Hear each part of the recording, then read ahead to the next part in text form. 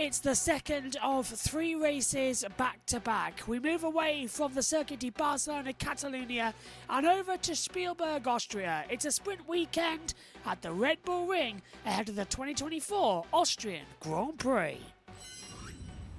Hello everybody, let's get straight over there and to the pre-show. It's with Ted Kravitz in the pit lane. Verstappen and the Red Bulls first out and onto the track for their formation laps. And as Max himself has said, as we've heard him so far, saying Oscar Piastri in the second McLaren not being right behind him on the grid makes life easier for Red Bull. It's just Lando there to challenge off the start. Or will it be the fast-starting George Russell to get a run on the McLaren and the Red Bull down to turn 3 like he did off the start last time out in Barcelona? But at the front for McLaren, Mercedes, Ferrari, they're going to need something weird to happen today to beat Max Verstappen.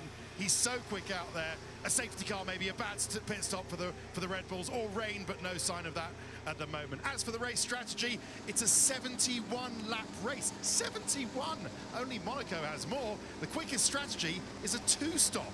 You start on the medium tyre, you take your first stop around between laps 18 and 24, fit the hard tyre, see how that's going for you, and if you've got another hard tyre, you can do that at the second stop between laps 45 and 52 and go to the end, or you can fit a medium tyre if you've got a new one of them as well. There's a possible strategy that does see the soft tyre come into play, but it's a pretty delicate tyre for the race, so we might only see it at the end. But let's go up to the commentary box where Harry Benjamin is waiting for us. And Harry, who's your tip for King of the Mountains today? Well, Ted, I mean, I've got a few picks, but I think you have to look at Max Verstappen, let's be honest. He's had the extra few tenths he needs. And I'm more annoyed because he's stolen my Sound of Music line. I was really going to try and open with that one. Oh, well, I'll forget about it for the time being. But this is going to be an intriguing race. 10 years on since Austria rejoined the calendar. Back then, it was actually the two Williams drivers of Felipe Massa and Valtteri Bottas on the front row. Not so much the case this time around. Valtteri Bottas all the way down in 18th place. Felipe Massa, of course, no longer on the grid, but it's great conditions as well to go racing in. Track temperature around about 47 degrees, air temperature 29 degrees, but it is going to be crucial to get a good start around here. Uphill, incline to turn 1, and then the effect of the slipstream down through the left-hand kink of turn 2 through to turn 3. George Russell made sure he got this good slipstream in Barcelona. He could be one to watch out for behind those on the front row. Also, Charles Leclerc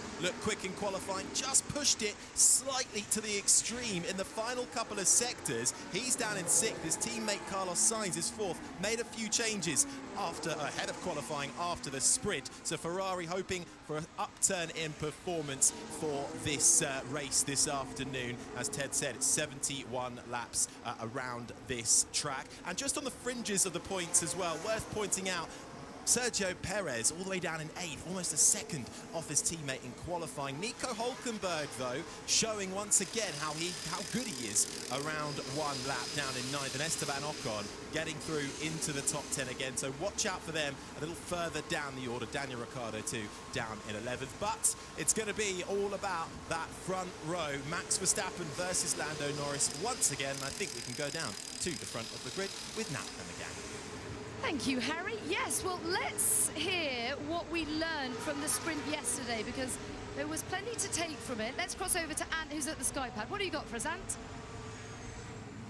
So a few things to look out for before today's race. We'll look at Charles Leclerc off the line in the sprint from yesterday. Now, there are opportunities to grab some positions around here on the opening lap, which he does off the line immediately with the two Alpines. He overtakes the Alpine around the outside of turn one, tries to think about it with Perez, but does the sensible thing in yielding and letting him go, and gets into the slipstream. It's a real slipstream race down towards turn three. You see all of them jostling for position and parts of the track as well. A gap opens up, as it often does, into turn three. And he just about gets given enough space on the exit from Perez here. As they head down towards turn four, he gets back into the slipstream of the Red Bull, then pops out again. He's still got that space on the racing line, can brake efficiently, switch back on the inside, and that was the clever part. Now it's that drag up the hill towards turn six, and finally gets that job done into that corner. So 3 positions before he even gets to turn six alone. So watch out for that today. And then another thing we have to look out for, as always in this track, you've got the DRS race going on. So who gets the DRS? That's the critical thing. Now, Verstappen was really clever here last time around with Sainz last year. Now, what you're looking for, this DRS detection point. Whoever gets this line within that second of the car in front will get DRS. Verstappen's clever here because he didn't outbrake Sainz. He didn't go for the overtake here. He waits until he gets on the exit. He crosses the line. He comes up to the DRS line here, the activation point, and now he's the one with DRS. Now, to look at it the other way around, Perez, who's got the DRS here on the Sainz, he actually overtakes him. Look at this, I'll just wild it back there. He is ahead of the Ferrari when he gets to that part. He tries to overtake him in turn 3, and he's focusing only on that corner. But it's Sainz that actually has, you see the rear wing pop open? He's the one with DRS now, and then you're running the risk of getting repassed as he was down into turn 4. Brilliant stuff. It's that cat and mouse of DRS we have to look out for here. Now, the last thing I'll say, if you can't overtake into turn 3, as Lando did yesterday in the sprint, at least put your opponent offline. Make them defend.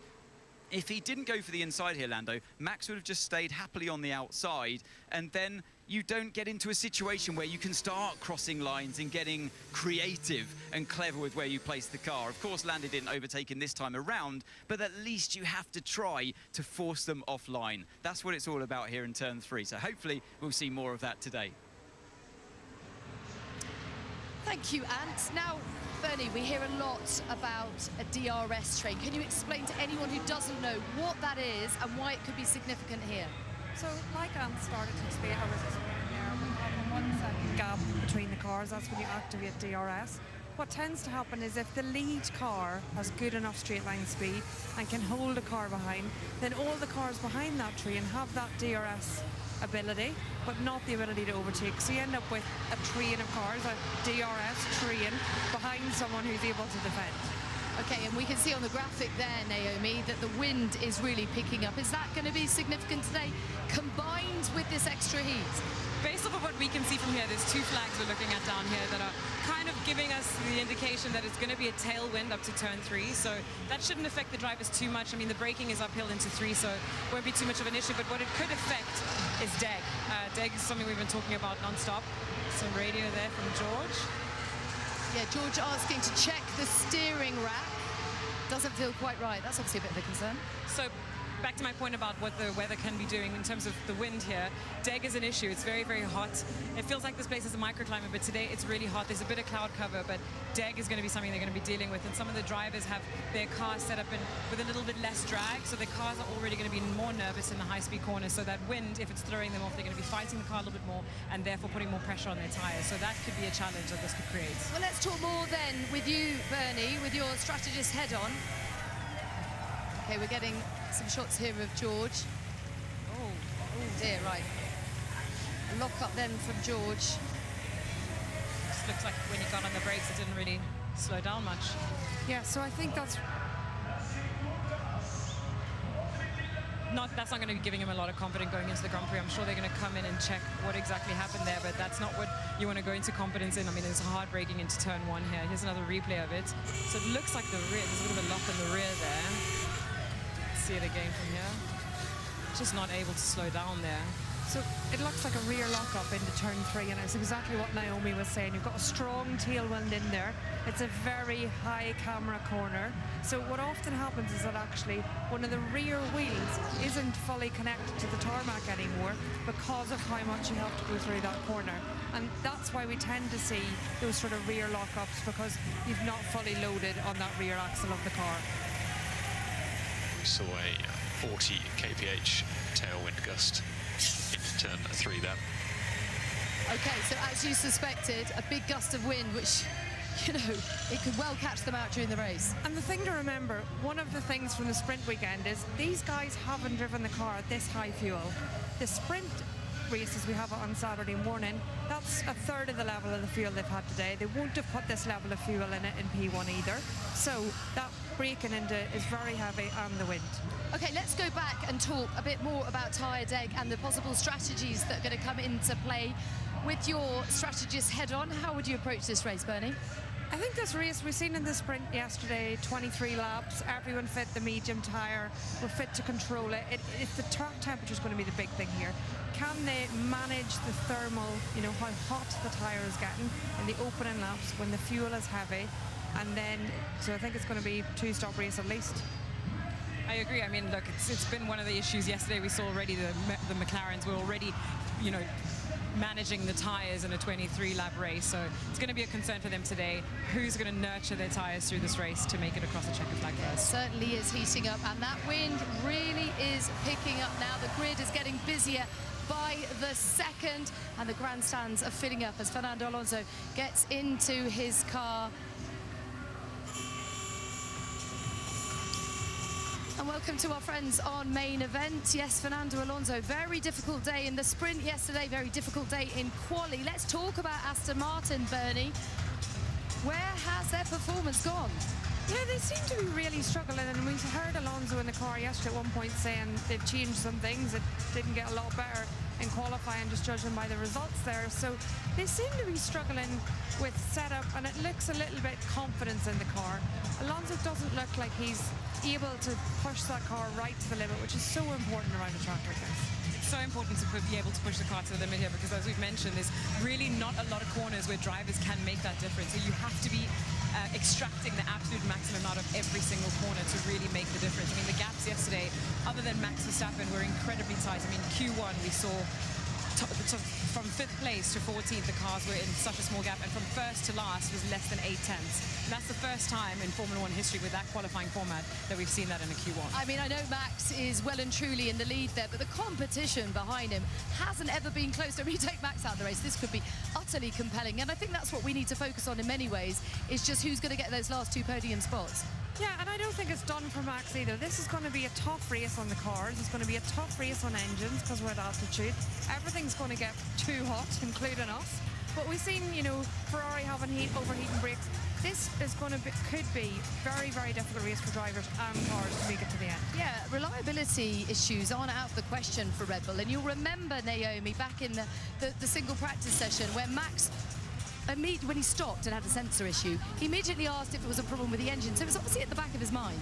Well, it wasn't the first time they would have had an engine issue, if that would have been the case, but luckily for them it was just a small sensor issue that didn't actually end up causing them any issues or any damage, but they were able to resolve that issue really quickly. But of course it still remains a reliability issue. If parts on your car are failing like that, it could cost you the race. It just has to happen. Luckily for them it happened in free practice and so far not in the race. A quick word on their sister team, RB. Daniel Ricciardo just missing out on Q3. He did do well, though, to qualify in 11th, 2 tenths ahead of Yuki Tsunoda. He's going to want a strong race. He feels confident of getting into the points. Bernie, what do you put that change down to? Because in Barcelona, they were nowhere. With all those upgrades, it didn't quite go in the right direction, did they? Yeah, and I think you learn a lot from a track like Barcelona. It covers a lot of corners, so running through that race, they will be learning about that upgrades. Even though they've had the very short practice time here, they have, you know, managed to pull a package together that have appears to be doing a little bit better. So let's see how this race goes for them. Okay, and a quick word on Kevin Magnussen, P12. I mean, he was flying around this track. They were looking good in the straight line speed. What do you put that down to? Well, I think the most obvious thing would be that they're running a slightly lower downforce package. So Hulkenberg's up in 9th, Magnussen starting 12th.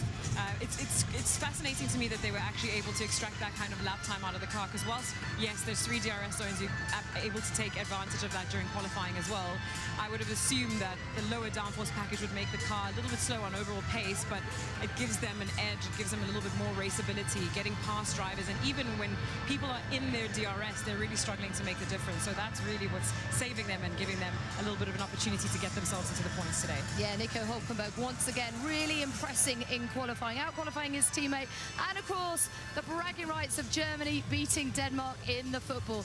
Okay, let's head over to Martin Brundle. Martin, where are you? Well, I'm actually in the pit lane. You know, people around the world very kindly say to me from time to time, we really love your pit walk. And others take the trouble to write to me on social media and say, your pit walk is cringeworthy, which is fair enough. I cringe sometimes. But today I thought, you know what? The geography is the grid, where it's all kicking off, where we're normally trying to find a way through.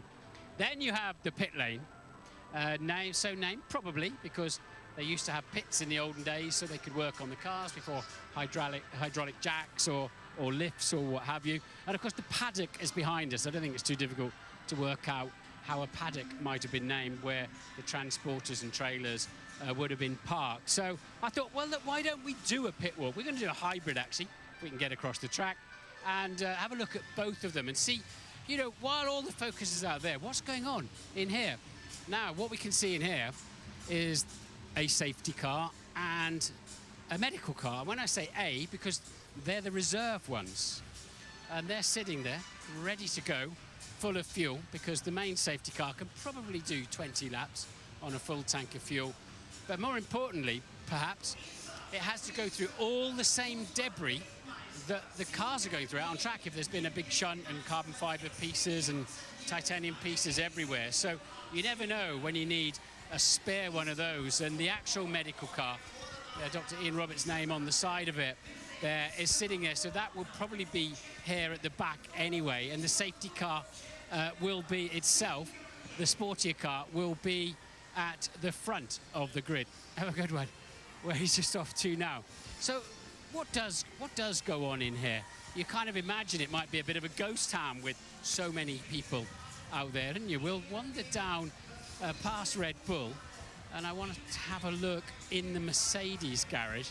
We've teed up a couple of things down there as we go under the gantries, and you can see now some spare tyres down here as well, but all of the wheel guns, everything sitting here ready to go.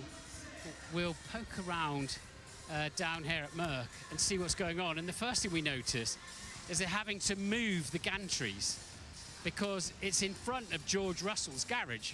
So as soon as the cars go to the pits and we know that they're not coming back in with a problem, and we hear the nose cone is off on George's car on the grid, then these gantries have to be moved into place. Right, sporting director here, Ron Meadows, very much an old hand in Formula One. You know your stuff here, Ron. Take us through these gantries, because they're so complex. There's so much going on them, aren't there, in terms of cameras and buttons? All the guns have got numerous sensors on. Obviously, we have lasers for the guys to stop on the marks.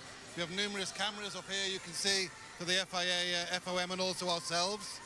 But the gun must have 5 or 6 different sensors on, you know, from whether the socket is located, whether you reach the right torque, when the job's finished, you know. So they're all feeding in, are they, to eventually for the light to go green, and the drivers must. So you analyse these, you analyse then with these marks, yeah, as to how accurate your drivers were, and you kind of tell them off, do you? After we have a window any more than 20 centimeters, and then it's a bit too long because, you know, it's all muscle. You just need to remember everything what you're doing. And if you go too far, then you're reaching. If they go too stretched, then you have to shuffle the whole body over.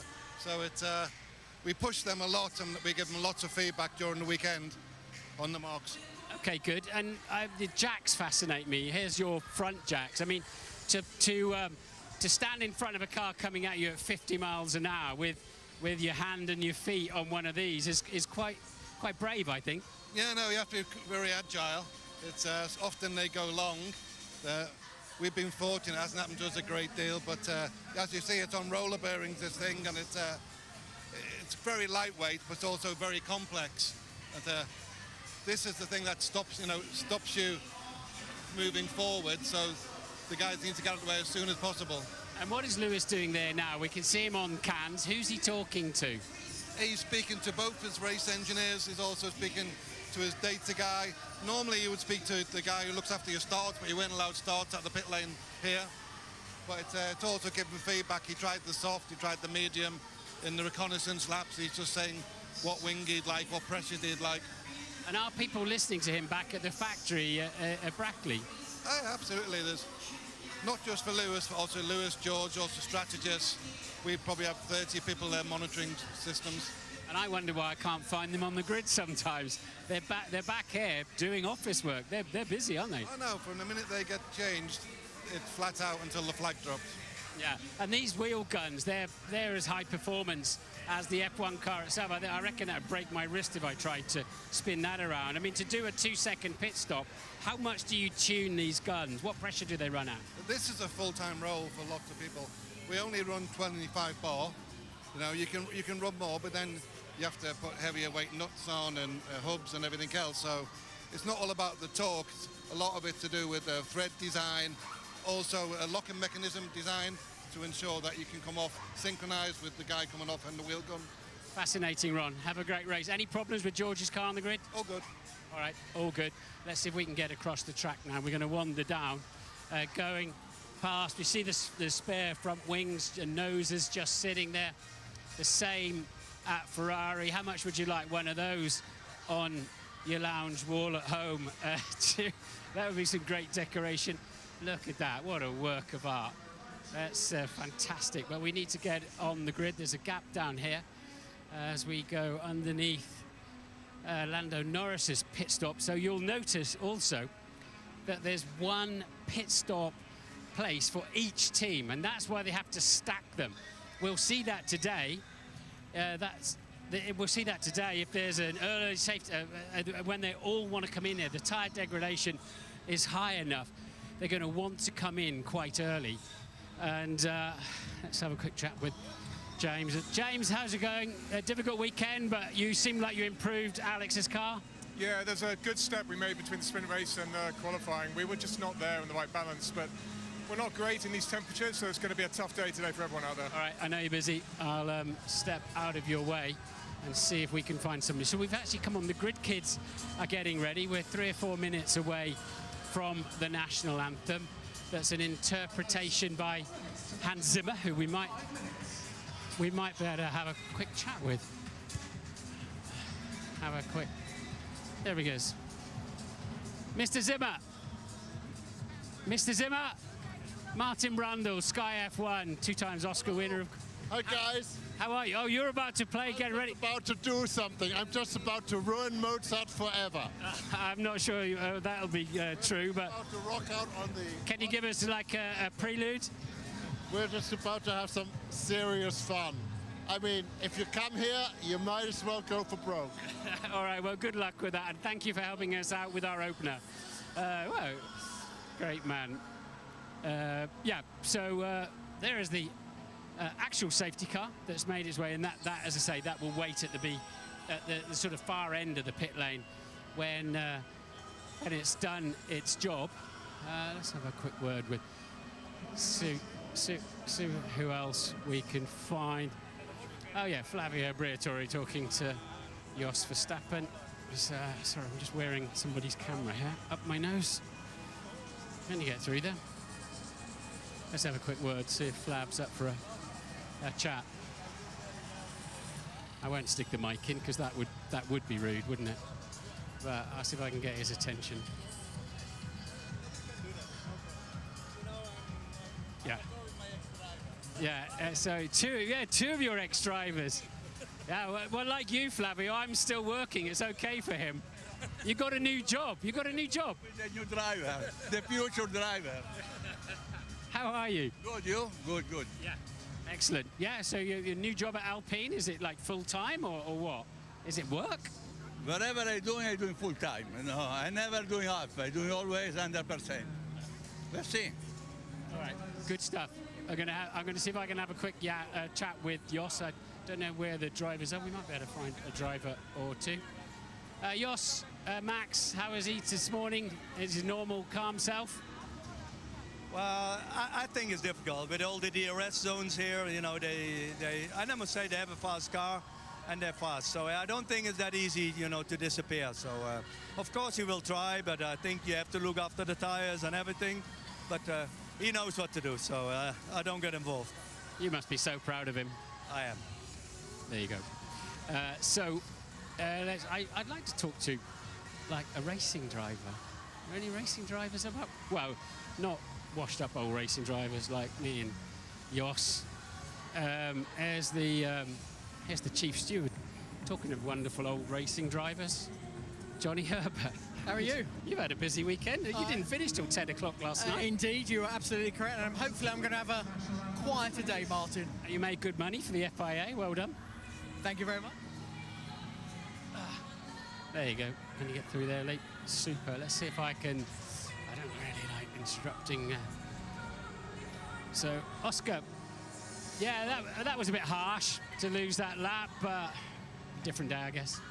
Different day, yes. Obviously makes the race a bit more painful, but we'll try our best. I think we've got a quick car, so try and make our way back to the front where we should be. You can overtake cars around here at least, can't you? It's one of the easy ones, theoretically. Theoretically, yes. Yeah, the tyres aren't going to like it if it's this hot, but yeah, there'll be opportunities, and I think we're quick, so we'll try and get back up there. Give it plenty. Good to talk to you. He's always so calm, isn't he? And yeah, I don't think we're allowed to actually. I think I will be banned forever if I approach that zone over there. The drivers are coming through. They've got just under a minute to spare, and we'll see if we can. Yeah, I don't think I want to go and stand on the carpet where they're supposed to be, because I will be in trouble, and we won't be able to do a pit walk or indeed a grid walk ever again. So Hans Zimmer then, he was up for it, wasn't he?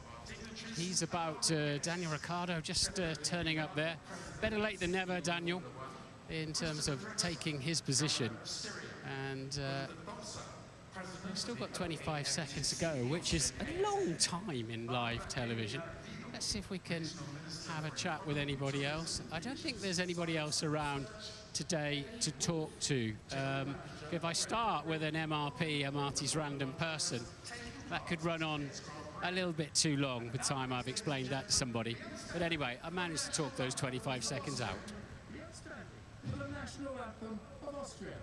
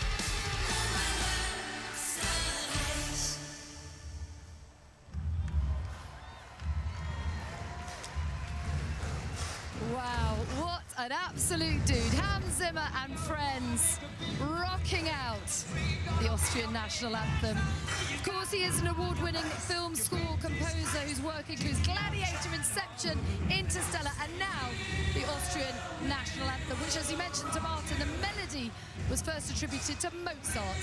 So I think you'd say that the baton has been passed on to very safe hands. Right, talking of safe hands, Bernie and Naomi, who's going to win this race? Where will it be won and lost? I think it's going to be won and lost a little bit through strategy. It's going to be about holding your nerve, not going for that undercut, getting the optimum race time that you can, managing tyres. Naomi? Look, I think Max has got a lot of pace, but, you know, as we said, DRS plays a big, big role around here.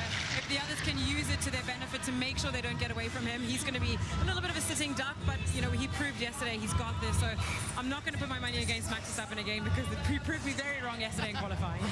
Adrenaline is rising. Ted's in the pit lane. What have you got for us, Ted?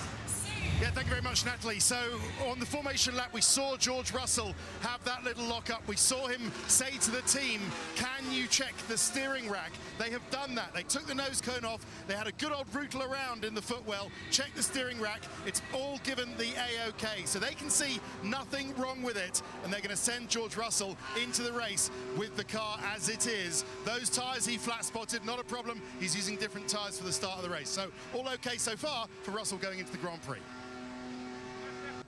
Thank you, Ted. Okay, what can Lando do from the front row? What can he do to upset Max and indeed all of his fans' party today? Well, he's going to be looking at the start first of all. It's not a big run down here, but it is a lot uphill and then a good run to turn 3, so it's about acing those few corners. Significant elevation change as well, isn't there, Naomi? There is. It creates a little bit of blind corners. It makes the challenge a little bit more difficult for them, but they're the best in the world, and I hope they'll give us some great racing. Okay, well, don't go anywhere because on the way next, it is the Austrian Grand Prix.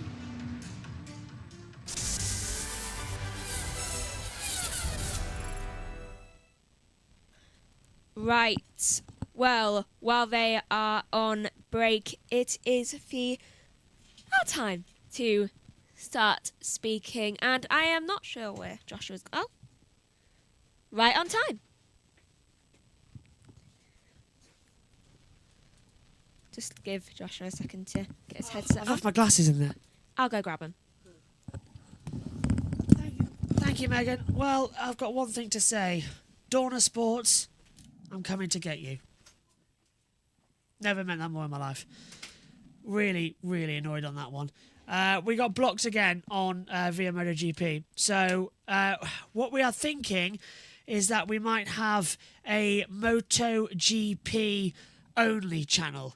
So JB MotoGP might be coming, where we'll have all the live streams there as a separate channel for all things motorcycle. So MotoGP, Moto3, Moto2, and then we can fall back to JB Motorsports if there's a problem, because otherwise this is just going to continue and we can't let it continue. So that's why if you're watching for MotoGP, it suddenly disappeared. So the current plan is that we might have a third new channel, which would be JB MotoGP, which is a separate channel for everything else to go forward. Megan's walking back into the commentary box as well. I believe that is a good idea. Yeah. It's just making sense, isn't it, as well?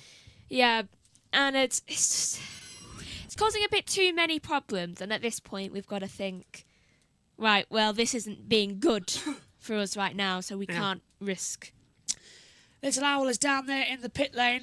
We'll be hearing from him shortly as well. So, yeah, it looks like we're going to have JB MotoGP coming up soon as well. I'll text Mandy Patterson and say I'm just done. If you might have to take Germany for me as well, the sprint. When's Germany? Next week at the British Grand Prix, because I just can't be bothered. I'm not missing live action of good racing to commentate. I'll have to be on... By the way, Friday and Saturday for Formula 1 next week at the British Grand Prix, we're going to be on JB Motorsports 2 live. We'll put a video out, and then hopefully on Sunday we'll be back here for the British Grand Prix live. That's our multi-viewer timing screens, Megan, trying to come through and load up as well. Because we're almost ready to go then here for the Austrian Grand Prix. Megan, who do you think is going to take a win? Jack's in the pit lane for us, by the way. I know. I'm going to go with Lando. What about you, Jack?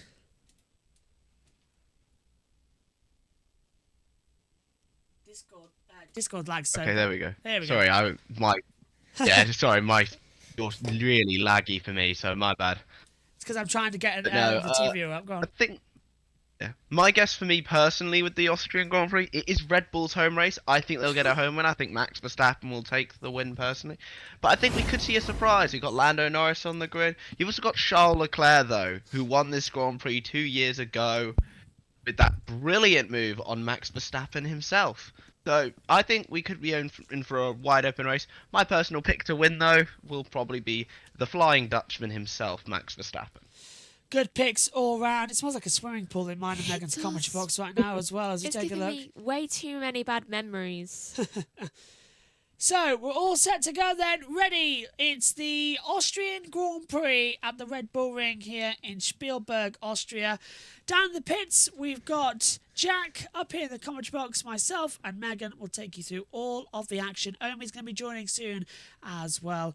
But Megan, final prediction from you? What we're going to have when we go to lights out? Crash. Oh, okay. Do you reckon safety cars upon safety cars could be happening? At most 3. At most 3? Yes. Jack, do you need our TV pictures, by the way, before I ask? No, I don't. Your pictures are ahead of mine by like about 3 seconds, but I don't need your pictures, so don't worry about it. Thank you. I've got it on my TV next. Don't worry. Lovely, thank you, because that means I can keep it all up here and get it all sorted as well. So, here we go then. Stand by for action. This is where everything kicks off with a hullabaloo. It is the Austrian Grand Prix for Formula One.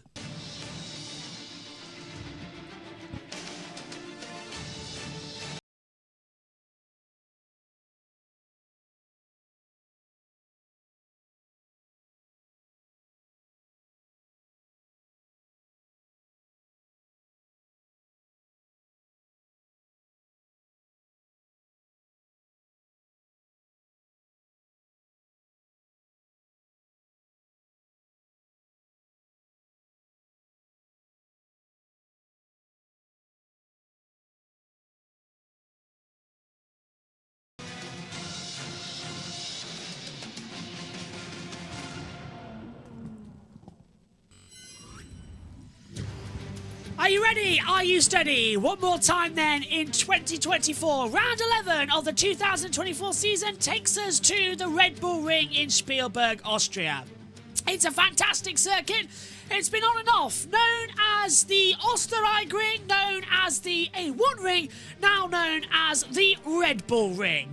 It's a fast, abrasive circuit, 4.318 kilometres, 10 corners in total. The drivers realistically only feel about 6 of them. It's fast, it's hard, it is one of the best circuits in the world. 3 DRS zones as well to keep up. Lowest point is at the start-finish line, highest point 63 metres above at turn 3 Remus. Jeez.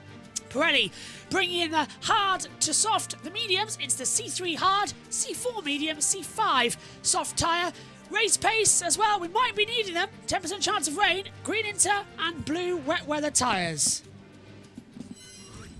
Here's how they line up on the starting grid then for the 2024 Austrian Grand Prix at the Red Bull Ring. From back to front, Zhou Guanyu starts in the pit lane but qualified last anyway. Once again this season, another 11th row in a DNF in a row in Q1. Alongside him is Logan Sargent 19th. Valtteri Bottas is 18th with Lance Stroll alongside in 17th on the grid. Alexander Albon is 16th with Fernando Alonso, P15. Yuki Tsunoda takes up in 14th as well with Pierre Gasly 13th. Kevin Magnussen lines up on the 6th row in 12th alongside Daniel Ricciardo. It was an unusual top 10 situation because it's an Alpine and a Haas going forward once more. Esteban Ocon lines up 10th on the grid. Nico Hülkenberg lines up in 9th. 8th on the grid goes for Sergio Perez alongside Oscar Piastri in 7th. Then we get into the 2s and 2s. It's 6th for Charles Leclerc, 5th for Lewis Hamilton. Then on the 2nd row of the grid, Carlos Sainz is 4th, George Russell lines up in 3rd. And you just can't keep them away from each other. Lando Norris and Max Verstappen front row of the grid for the 5th time this year in a race. We welcome you up to the commentary box. Alongside me is Megan Birch. Down the pit lane we have Jack and Omi as well. Megan, Good afternoon to you. We may have had all the problems with Dorna, but one thing we love is Austria and Formula One. This place is awesome. It does haunt my dreams, though. And it can hopefully lift our spirits a bit for a good race here today. Hopefully. It does haunt my dreams a bit, though, ever since the time we did it 8 times in a year. Yeah. It literally haunts me. I see a track, and for some reason I see this. Just to update you as well, right now, while we've got your attention, next weekend, Friday and Saturday, that's going to be on JBMotorsports 2 for practice and qualifying of the British Grand Prix. The race on Sunday will be back live, fingers crossed, on JB Motorsports. If not, you can find us on JB Motorsports 2. Everyone watching us on Twitch, no worries at all. You'll stay where you are. And there'll be a brand new YouTube channel coming your way soon as a part of JB Motorsports, JB MotoGP, or JB Moto, something like that. Just to have it along as well, because we can't, or JB Bikes, something along that line, because we'll have a separate channel for MotoGP. Because this has happened one too many times, and it is always when it is a MotoGP. Plus, that way we can still continue to broadcast MotoGP, continue enjoying it, and if anything goes wrong, we can send it over to the main channel. Yeah. So exactly. I'm happy with that. And this one will still be fine, and that is a lot more peace at mind, I think. So we'll get that sorted, and also we'll upload all the other MotoGP stuff from this season onto that channel as well as everything we've done before, and maybe even some classic races. Just get those all set up as well. Basically, if you want a bike, just go to that one. I'll give you one guess, Omi. Dorna. Oh god. Yeah. Can you on TV pictures then? Oh, yep. Sorry. No worries. So Jack said he didn't need them, you see. So here we go. I'm just glad we won't have the problem anymore with the new channel. You say that? No, I mean with this one. Oh. You say it gives a sense of feeling. Yeah, well. Don't jinx it, Megan. Yeah, shut up. Touch wood. I mean like relating to MotoGP stuff. Shut up. Yellow flag's coming out as well, out the other circuit. We'll still upload the MotoGP coverage to JB Motorsports, but the key factor is it won't be live on this main channel. So we'll have a brand new dedicated live channel, and all the stuff will get loaded to JB Motorsports anyway. Yeah. But it'll be live on a different channel. That's the key thing that we're going for. You'll just have 2 places to watch. Yeah. Another channel. Great. I've even got an email. Make one. I think I've got one. Yeah, I'll have to. It's going to be that type of weekend, It's always isn't it? confused me. I think actually I can link them to the main JB Motorsports. I think we can have multiple channels on the same email. Still, I wouldn't risk it. I don't know. I'll have a look about that. I'll figure it out. Just create a whole new email. For some reason, 2 things that's always confused me. How people get in the know about what people's emails and signatures is. Mainly my signature. People can just change their signatures at random, just like, oh, do you know what, I'm going to change it now. And it's really confused me throughout my life. I'm just like, so you're telling me I could sign one thing, and then all of a sudden I change my signature, and would they still know that was my signature? Don't know. Remind me at 3:25 to go into the house and set up and start the Formula E. So that'll be that. So it's going to be an interesting race. Once again, leaving you to cover a race. You're always leaving me. They're lining up on the grid then. All set to go. Max is taking a very long time to load them up.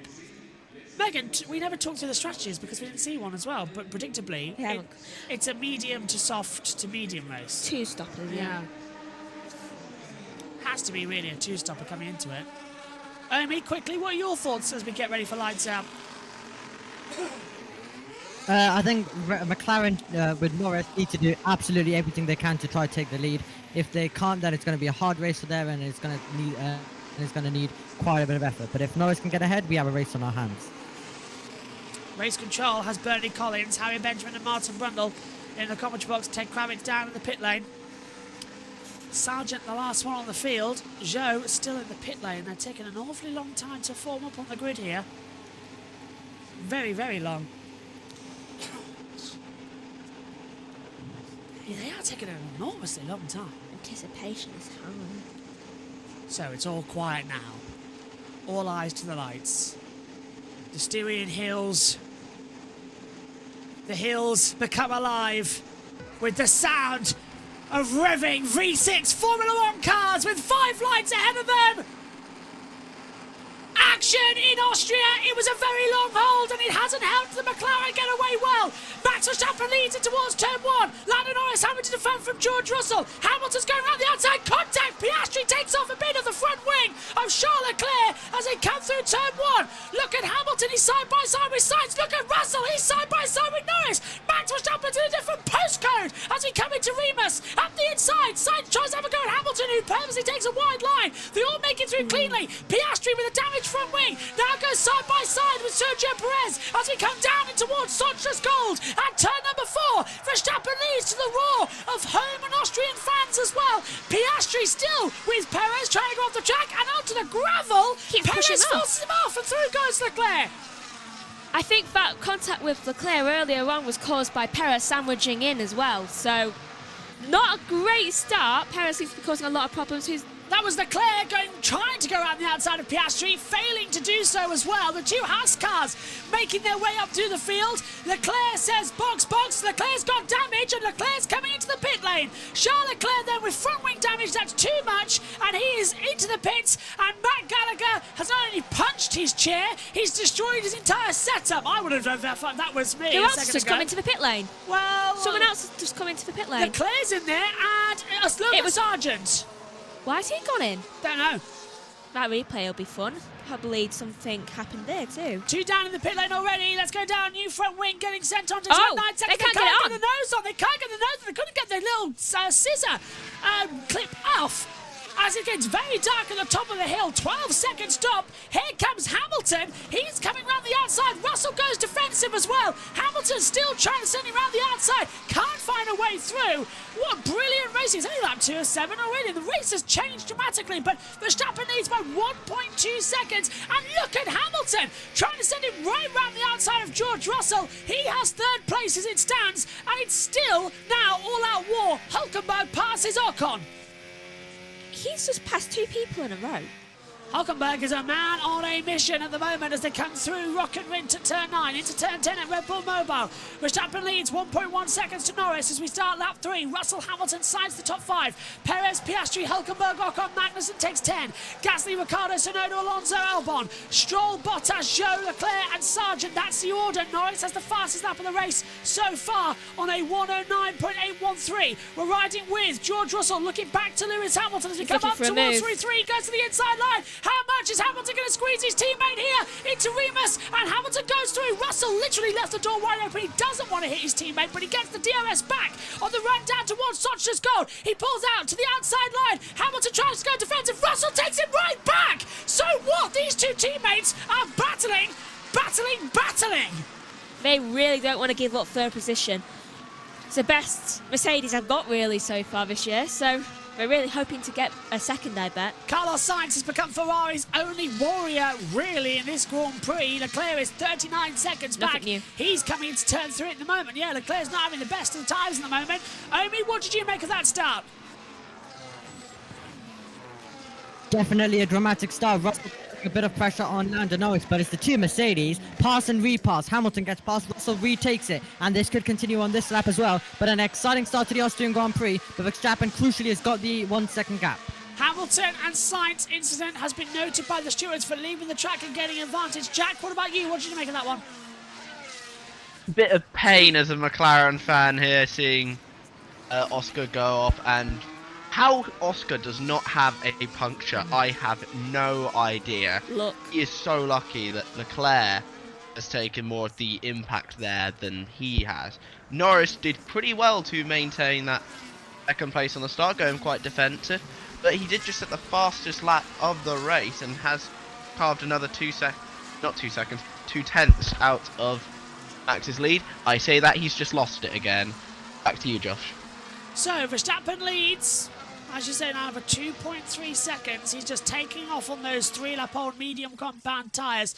Anyone who started 6-lap-old for Alonso mediums, hard tyres for Joe Granier as he started from the pit lane. Don't know what Leclerc and Sargent are on at the moment, and it's now under investigation. Hamilton and Sainz leaving the track and gaining an advantage as well.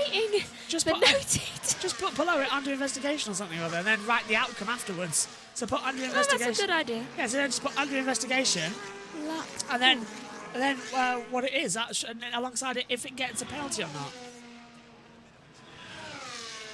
That way you save line space as well.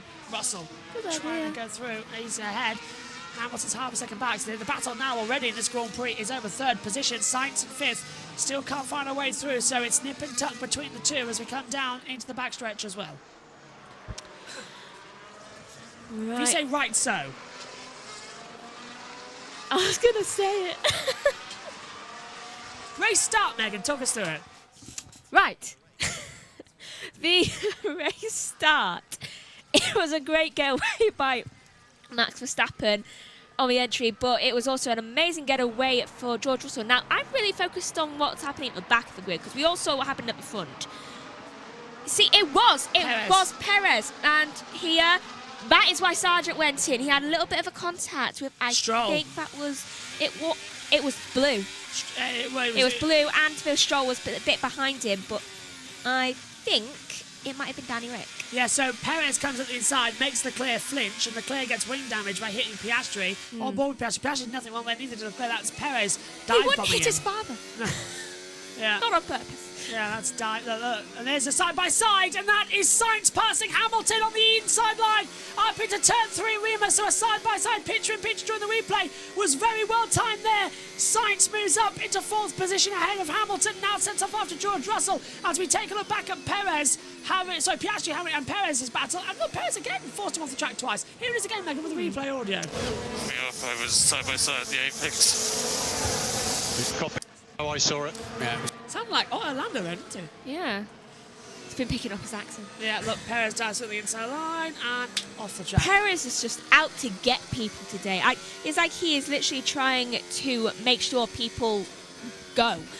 Ricardo's had a lap time to lead for turn 3, lap 1.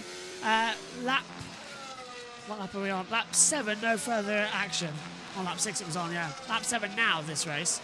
So no further action for Hamilton and Sainz for leaving the track and getting an advantage. Exit of turn number 1. That's a fair deal coming across it as well.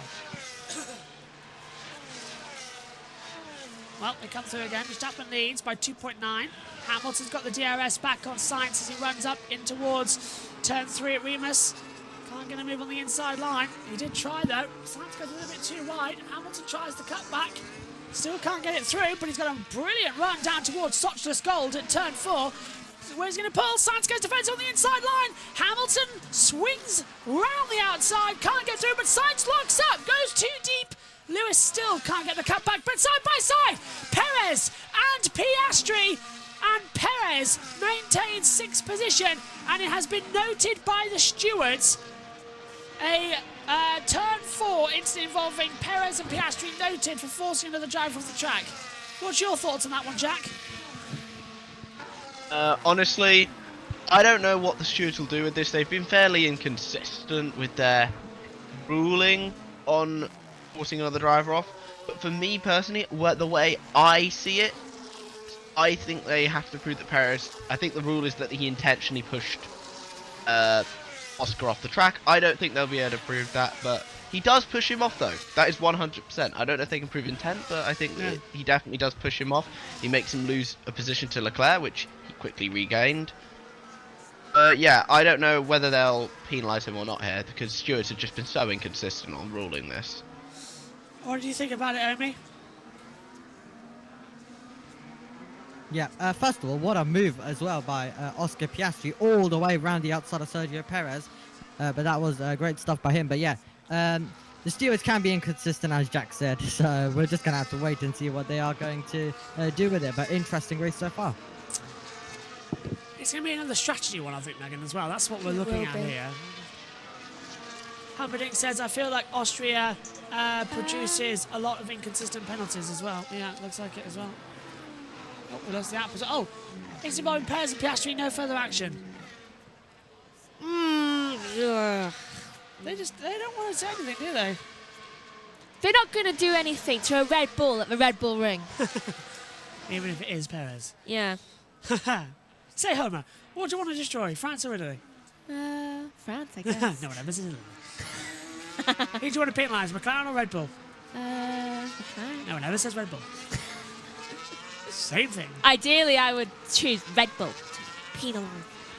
Because Perez is getting on my nerves at the moment. simply because he keeps running into people. Look, I've got Dorna. I've got the head of Dorna's face on a dartboard after this weekend. So we're under investigation for turn 1, so we need to let Sainz past. What? He's 0.9 behind.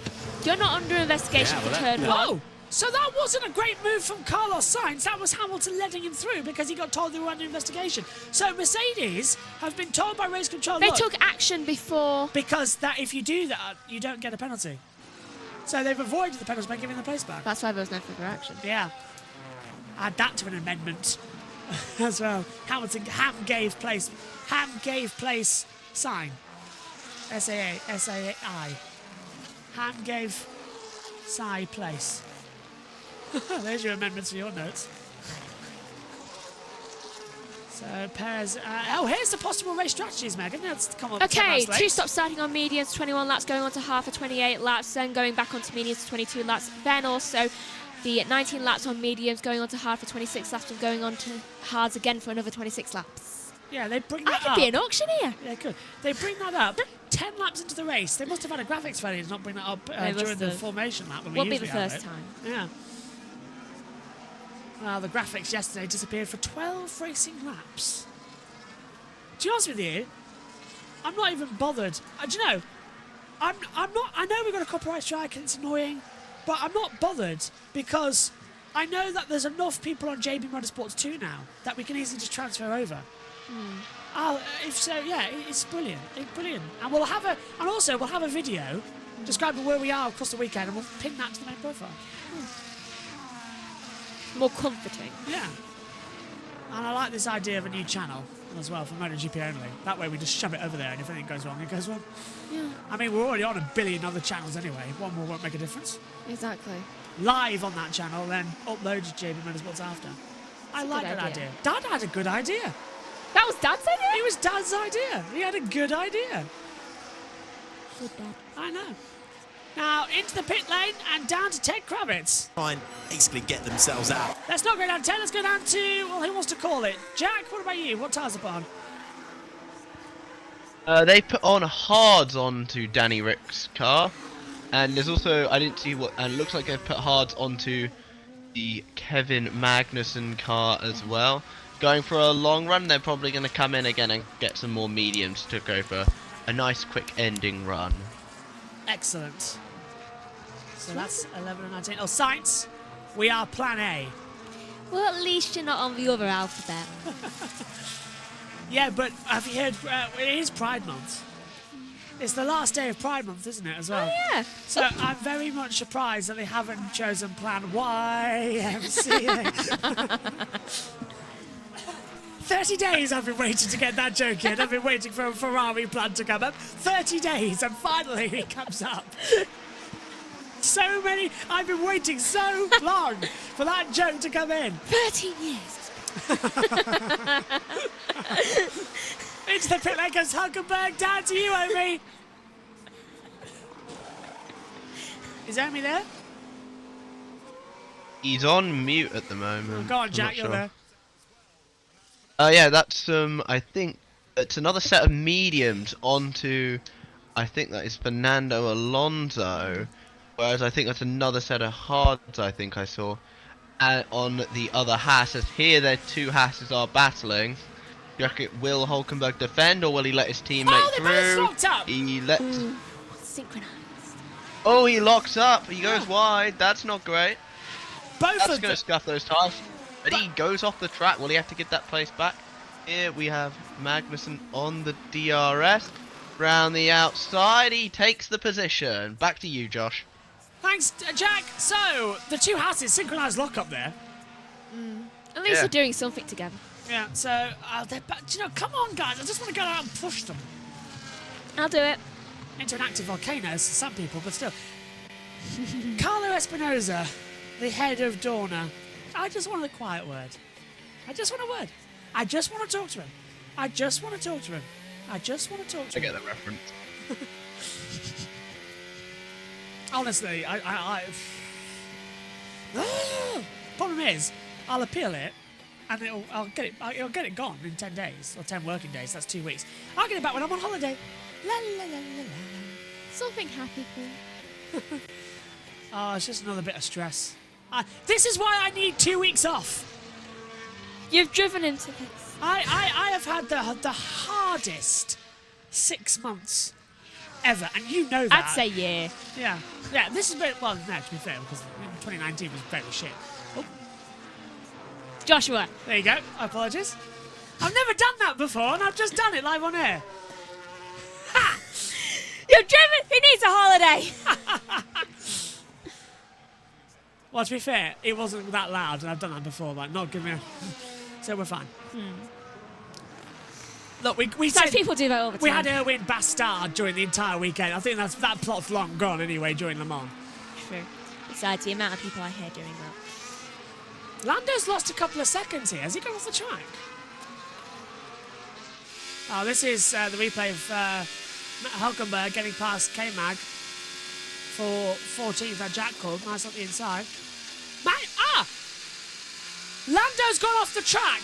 Where? Lando has had an off-track excursion. I don't know where, but Lando has gone off. The gap's now 5 seconds, and I think he's having a lap time deletion, so that'll tell us where he's gone off. Meantime, Williams are going to pass a Ferrari. Full position. Albon passes Leclerc from position. That's cheered me up.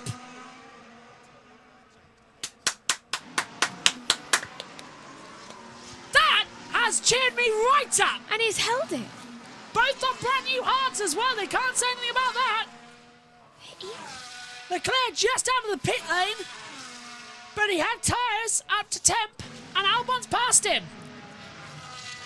Miracles are happening in Austria. I feel like I hear hallelujah being Where's Julie Andrews? Got to manage the tyres, Kev. Got to manage the tyres. Is this me or Nico too? Turn This car's 3. need to save tyres. A long way to go. That. Lando off track, turn 3. I told you he went off the circuit, and there it is. Managing with tyres. You got to do this or you're fired. Honestly, I can't wait for 2 weeks off. After the British Grand Prix, I'm gone until Hungary. Yeah, he's just going to come back and just like, I'm hungry. No, I'm looking forward to 2 weeks off, and I won't even be in this house. I won't even be in this town for 2 weeks. I can't wait. As much as I love you, I want to get rid of you. Look, I'm taking 2 weeks off. What? Back to the action. It's going to make me sad. I am going to enjoy every single second of it. Anyway. You're going to get lonely by day 5.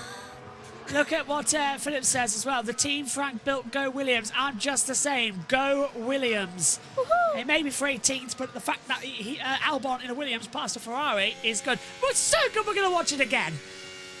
Up the inside, lay out the brakes. Yes. Sargent needs to pass him now. Do you know, James Fowles is one of the best team principals we've seen in a long, long time. Because do you know why? He gets Williams. He understands the heritage, he gets it, and he treats it as the respect it given. And he's brought such a energy boost to Williams as well. Something that Claire tried, but it was very difficult without the financing. If I was James Fowles, I'd say to Claire, do you want to come back in and work within the sport with me as well? That's what I would do. Get Williams back to being Williams. Maybe we should try and get Claire Williams on for the British Grand Prix. Give her a ring. Claire, do you want to come on? It's lap. I love this. It's lap 17 or 71. Flip it, and it's the exact same. It's that parallel race strategy, isn't it, at the moment? I love it when things do that. Well, lap 19, we're expecting some pit stops. I wouldn't be surprised if Lando tried to have a go and got him out first, you know, and tried the undercut like he did in China, in Canada. Hopefully. I think Lando should stop being the one to pit second. Yeah. Because that ain't helping you. Leclerc. Box. That's twice. You don't need to box again. There's Bruno Famin, the team principal. Alongside him there's Jack Doohan. His father Mick was over at MotoGP. Don't like MotoGP at the moment. Mick Doohan, beautiful rider. MotoGP.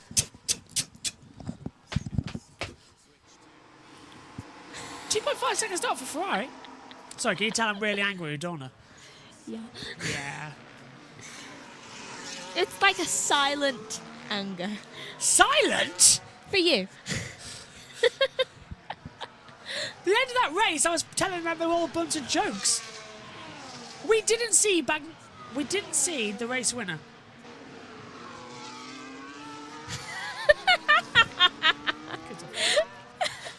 Joshua! We didn't see the race winner. I know. I also guessed how many would, you know. Were you watching on your phone? No, I checked the race results at the end. I'm really. It's evident. Yeah. God, it's going to be a busy week next week now. One channel.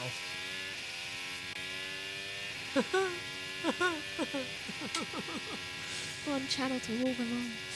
How come that? It's not Lord of the Rings. How come? I know. I just wanted to do that. Sargent's passed Leclerc! And now Leclerc's passed him back! What happened there? Okay, me telling him to do that was a joke. Two Haas cars are passing Bottas, which I was... It's on brand. Which one are they passing? Zhou. I would have been more thingy, but it's Zhou Guanyu, a driver who has failed to get out of Q1 11 times this year in 11 races. And has qualified at the back of the grid in all of those races. Blue flag for Sargent. Really? Oh my God, Charles Leclerc is about to be lapped. That's Leclerc passing Sargent, by the way, back for 19th. Leclerc was last. We all love Leclerc, but it's just so funny. Look at the driver track. Box, Lando. So Lando, the hard does look poor, which makes this stint for us important. And also remember, we have 2 mediums, the Red Bulls don't. So Lando Norris just being reminded. Yeah, so Lando's hard tyre option does not look good. He has the power. Yeah. So he's looking to be option 1. Yeah. Performance issues on the hards for Lando there. He likes the mediums to come into it as well. Foolish of him to go soft at this point in the race. The things we get up to in Austria. 6 seconds now, by the way, he's got to Verstappen. I still want to know what happened to Lando, because he ran off the track at turn 3. That's at the top of Remus. I want to know what happened. Have we got that replay anywhere near? Probably not. No, of course not. That would be helpful to our commentary, wouldn't it? Yes. On board with Esteban Ocon, who comes into the pit lane. He's in 8th position at the moment. Alpine have been doing incredibly well so far this weekend. 8th and 9th for them. That was a bit quick. He's over the line here, so he should be fine. No, going right into it. So that was a little bit too quick there from Ocon. Did he reach the 180? Did he change? Yeah, he was on the limit. He was fine. Still, he was pushing it there. Yeah. Hard tyres, 2.8 second stop. That was a good one there, Jack. What do you think of that? Oh, as into the pits also comes Bottas. Yeah, pretty good spot. Pretty good stop. Also into the pit lane, yay, as you mentioned, Bottas into the pit as Ocon just comes out. We'll take a little bit to warm those tyres up. But yeah, should be the time of the race where we're getting more and more pit stops. Oh, off! I wouldn't be surprised to see some of the top runners. Oh, off the track. Zhou went straight off there. How did that happen? Just ran straight off the circuit. Didn't even look at doing anything wrong. Can we just acknowledge the fact that currently Lance Stroll is 10th, whereas his teammate Fernando Alonso is 14th? Well, he's been having a good weekend. Austria agrees with him somehow. I mean, it's comforting, given he's just signed more contracts. He's probably used to the high altitude. Oh. Oh, and it's Zhou. Oh, it was Alonso. Alonso hit Zhou. He's under investigation. Yeah, Alonso just comes in. I can't even defend that. No, he threw Zhou off the track. He picked him up and threw him off the track. I can't even find a way to defend that. That was not cool. Alonso wanted to lift the car up, look underneath it, and see if it really did say made in China. Oh my God. That's a good one from me. That is actually. There's on the inside there. That's Albon passing Zhou. And it's under investigation, so Alonso's going to get a penalty. Go on, Jack. Oh no. But yeah, I think that will be a penalty for forcing another driver off the track. It doesn't seem to cause any damage to Zhou. Under investigation causing a collision. Oh, Turn emotional 3. Alonso and Guan Yu Zhou. That will be a penalty for Alonso. I can't even find a way to defend that either. To me, that's just what we call NASCAR. Over there we call it a bump and run. But those aren't permitted in Formula 1. Hamilton pits for a new set of hards. 2.5 seconds he goes on to as well. Oh, who's that in? Sergio Perez. He also, and he's a lap time collision as well. Lap 21, turn 1. So 2.1 second stop from Perez. Another lightning one. Sonoda's in 2. He's going to change tyres, hopefully have a bit more of a run. He's going to come out alongside Danny Ricciardo is Perez. Well, here we go, the two most... Piastri. I think Hamilton crossed the white line on N3. Oh, if he's done that, it's a time penalty for Hamilton if that's the case. We'll keep an eye on that one as now we see which one can stay ahead, Perez or Ricciardo. Two people who don't deserve seats in Formula 1 are now battling together over 9th and 10th position, the last points paying position. This is Hamilton. Crossing the pit lane entry lines means he comes in, wants to dedicate to the pit lane, but did he go over that line? Well, I'd say I think he kept all 4 wheels in there. He went off there. Let's see this. Near the end of it, he went off one of the wheels. Yeah. One wheel off. I think he's fine. Yeah, that's what Piastri saw. He can't control a slide mid-corner. It's under investigation by the stewards. If they give a penalty to that for Lewis Hamilton, that is the dirtiest penalty I think I would have ever seen in motorsport, because I don't think... He couldn't have helped it. Yeah, Jack, I think that was fine. He kept all 4 wheels still inside the line. It was just the wheel that stepped out ever so slightly. He can't help dust in sliding. I think stewards take a pretty dull approach to anybody who goes over that line. So seeing a penalty here honestly would not surprise me. It's not Lewis's fault at all, No. but the stewards tend to take a really, really dim approach to those sorts of incidents.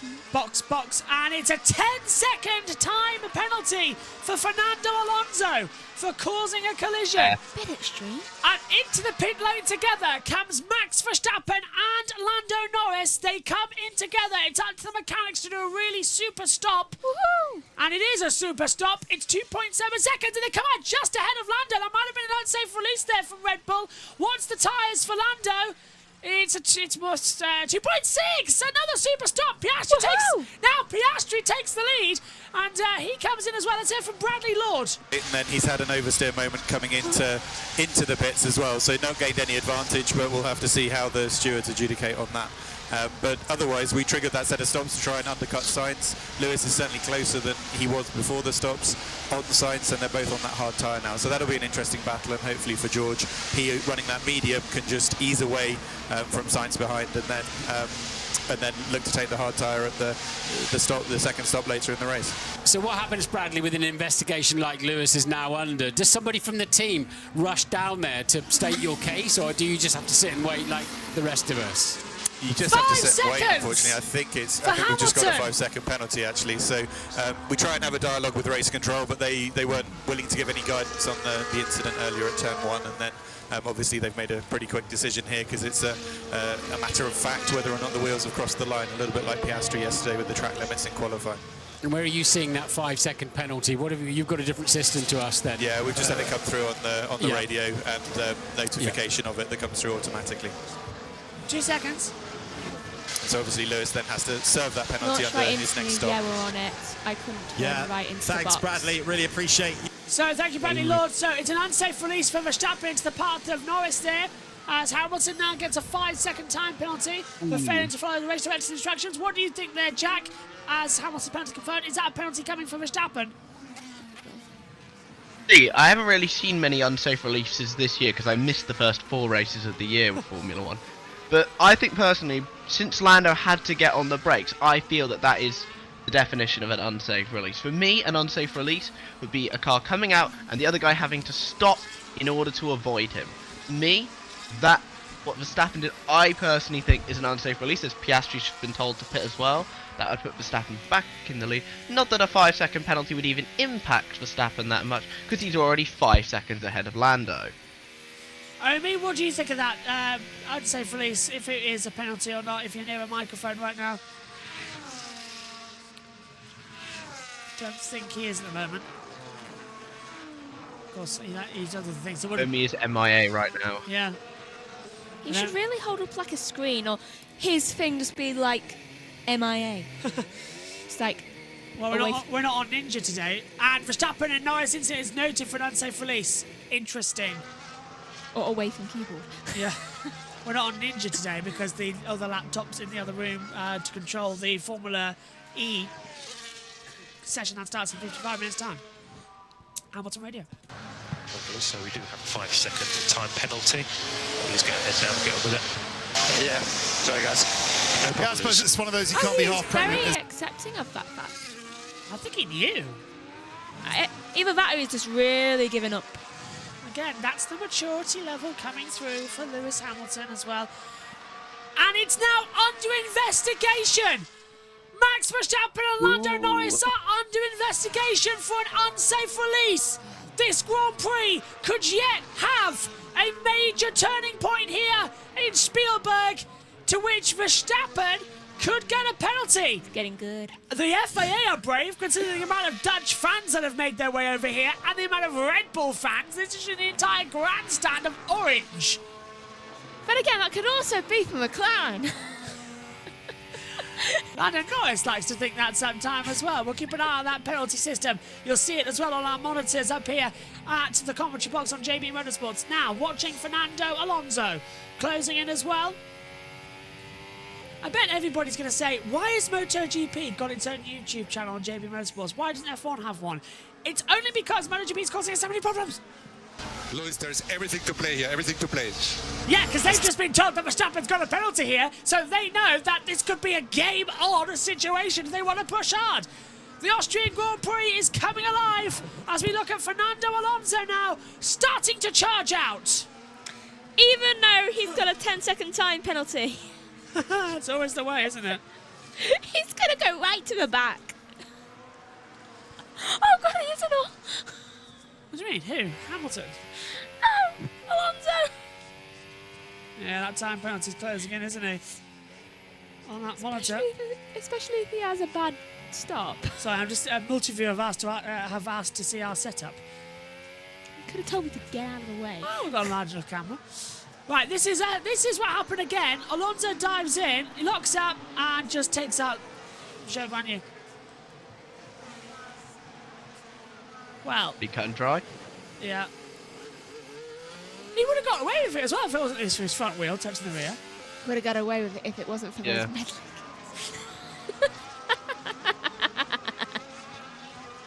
Look, I'm laughing after all the misery, so I'm fine. Look, all I'm happy about, nothing affected Le Mans. Yeah, true. Look, I can laugh, but I'll probably walk away with July's ad revenue being close to 190 quid. So, Dorna, I laugh. June has gone by so quickly. It has. June, sorry, yeah. I'll walk away from June with that. July, we'll see. He tests. July, you get 2 weeks holiday. And I am so looking forward to that. Literally. Want holiday. Can't wait. Holiday. See niece. Sister. You have to let me know when I have to upshift on the end of the straight. Anderson, gear 7 still fine, Max. Gear 7 still fine. So, I didn't get a word of that. Max hasn't got any 6th gear. Max hasn't got 8th gear. Oh! Max has got no top gear. Getting good. Max has got no top gear. Well, it's never been the same since Clarkson, Hammond and May left, but still, I liked Freddie, Paul and Chris. I liked them, because then we also had top gear along the Grand Tour, so I like that setup. It's just Chris Evans I couldn't understand. Oh, I want to watch. Yeah, I liked that lineup too. I liked that lineup a lot too. I think that was the best of the new lineups ever since Clarkson, Hammond and May, but really those three were just irreplaceable. That said, some of the stuff they said, you'd never get away with it now. Well, they still get away with it. That's true. True. Would I like to do my own version of a Top Gear? Yes, I think we all would. Yes.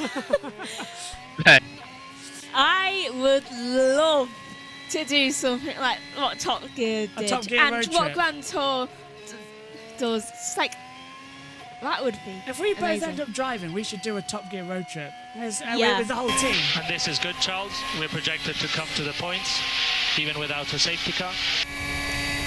So Ferrari are clearly in the mirror universe because he is 18th, 51 seconds back from Max Verstappen, and somehow 22. Don't forget, he's also way behind, and he thinks somehow he's going to have some points. There's a chance at points. When? Next week. Yeah. At Silverstone. Next week. Like, that doesn't help me now. I said we'll get points, not you. Still pretty gusty out here. Yeah, the wind is picking up and the rain's coming in. Humidity has dropped. Are we going to get some sprinkling of rain here? 12.2 kilometres is the wind speed right now. That wind graphic on our multiviewer isn't correct. That's uphill too. Yeah. So it's resistance going downhill. And that always brings the rain up from the top of the mountain. Rain. Rain near halfway. That would spice up this Grand Prix. It's going to rain on this road. When Sargent made I feel like this is... Oh, it gets worse for Red Bull! Perez is under investigation for speeding in the pit lane! It gets worse! Both Red Bulls on their home at this rate, we're going to see Norris win the Grand Prix. I said. Get that hat! Get that hat on! I don't know. I'll wear it when he's actually leading. Speeding in the pit lane and under investigation. That's a slam dunk, isn't it? And usually it's a drive-through penalty, isn't it? Usually. Johnny Herbert is the steward this weekend for the first time in 3 years. We saw him on the grid walk.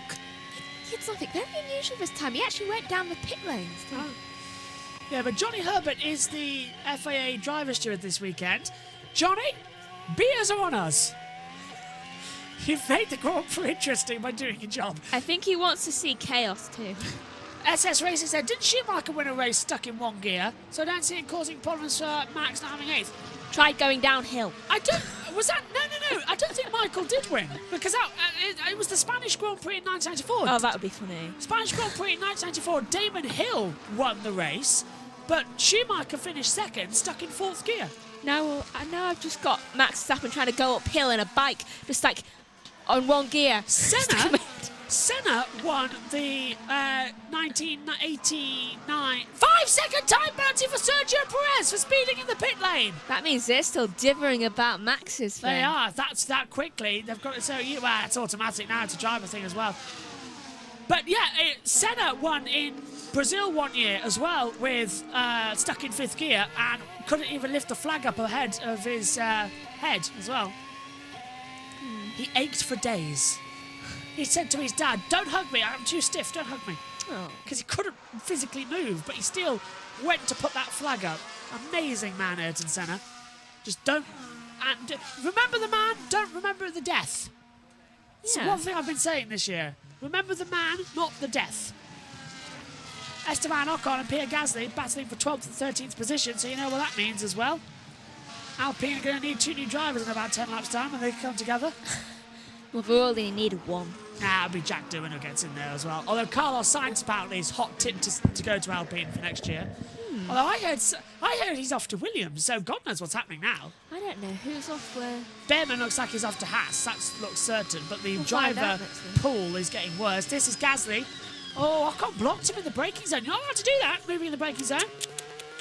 But they're not going to investigate their own team. You see, actually, they might. It's Alpine. How much worse could it get? Probably will. Yeah.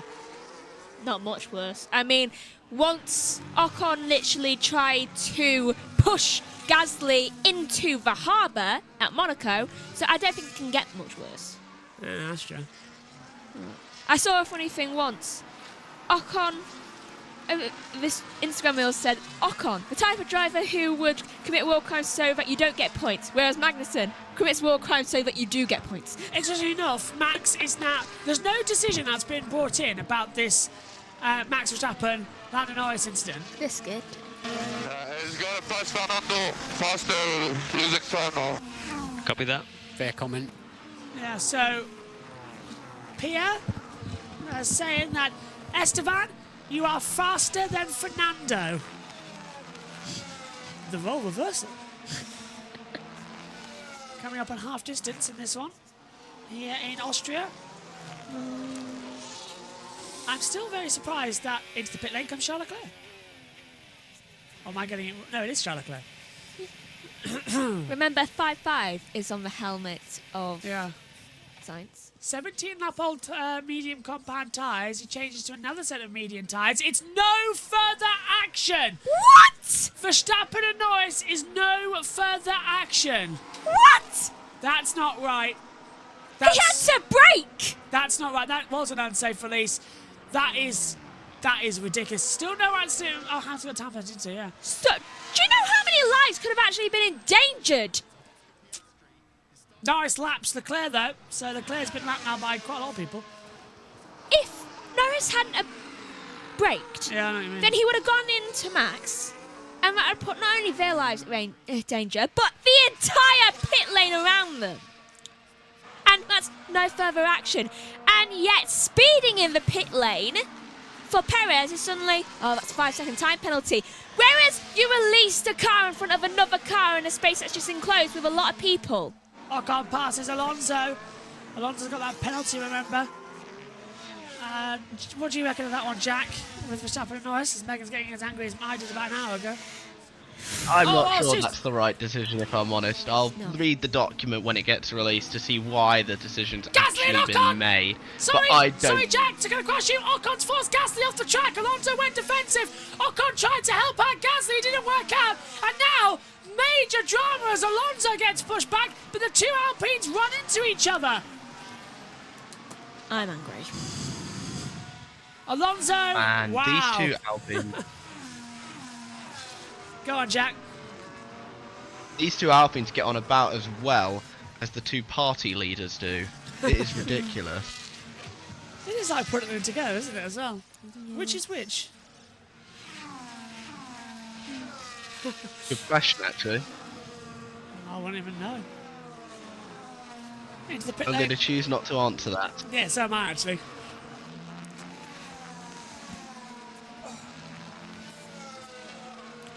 I understand Davros right now. Into the pit lane comes Fernando Alonso. Gaz has had a lap time to leave for track limits. Fernando moves around then into pit lane.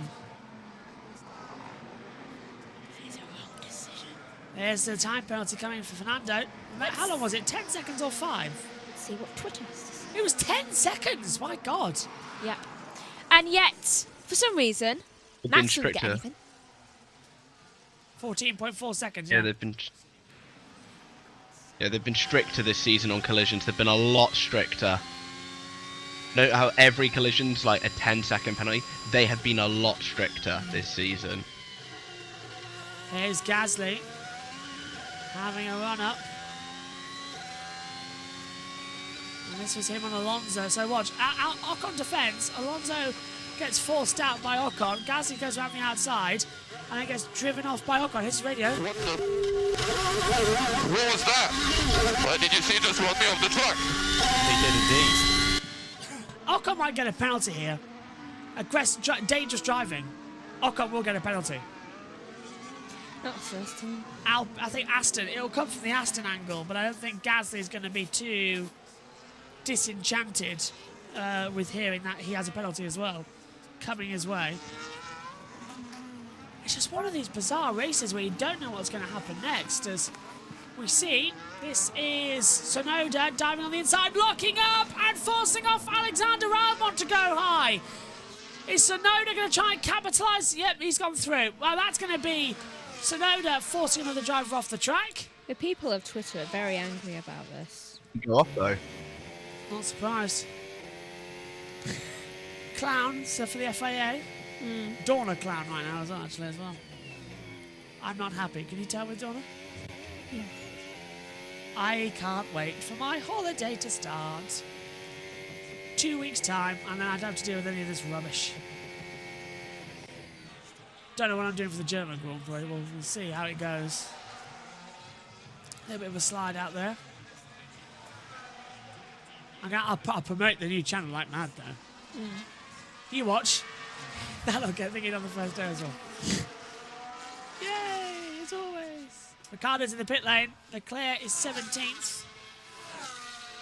So again, closing it down. I'm angry. 2.2 seconds for Ricciardo at the moment. Oh, I didn't even notice Leclerc's been lapped. So Verstappen leads 8 seconds to Norris. You can tell my feet are tired. I'm sat down. Also, we're in that lull part of the race, aren't we, where everyone sticks on hard tyres. I keep saying Formula One will never recover unless they do something drastic. Do you know what that drastic thing is? Give us degradable tyres. These cars can't race each other, and they're not going to race each other for a long time. The regulations were wrong. Ross Broad miscalculated, so give us tyres that degrade. Give us some strategies. Because right now, we're just watching a parade on the circuit, and it's not that entertaining. Especially when people in the parade are favoured. Yeah, Max leading by 8 seconds, when it should have been a penalty for an unsafe release. Can't believe that wasn't a penalty. If that was any other driver, it would have been slammed immediately as Magnussen comes into the pit lane. Exactly. It was. So why wasn't it? In the F2? Yeah, it was as well. It was planned this week. Because they had like 5. Yeah, 2.9 seconds up for Magnussen. He's going to come out behind Ricciardo, but ahead of Leclerc, crucially, as well, in this one. The thing that annoys me most about that... Hold on, Verstappen. I don't know what's happening. Tires are suddenly really bad. Good. Copy. Verstappen. It's my cosmic will to sort of making Verstappen go wrong. Keep at it. What annoys me most... I wouldn't be this annoyed. Oh, Stroll side by side with Albon for 12th position at turn 6 Pirelli, and he's got through. So a good move there from Stroll, and Albon drops right behind him and coming through the watch curve. I wouldn't be this annoyed if it wasn't in the pit lane. Yeah. It annoys me that they've seen this happen inside the pit lane, where there are people who are not protected by loads of protections in the car.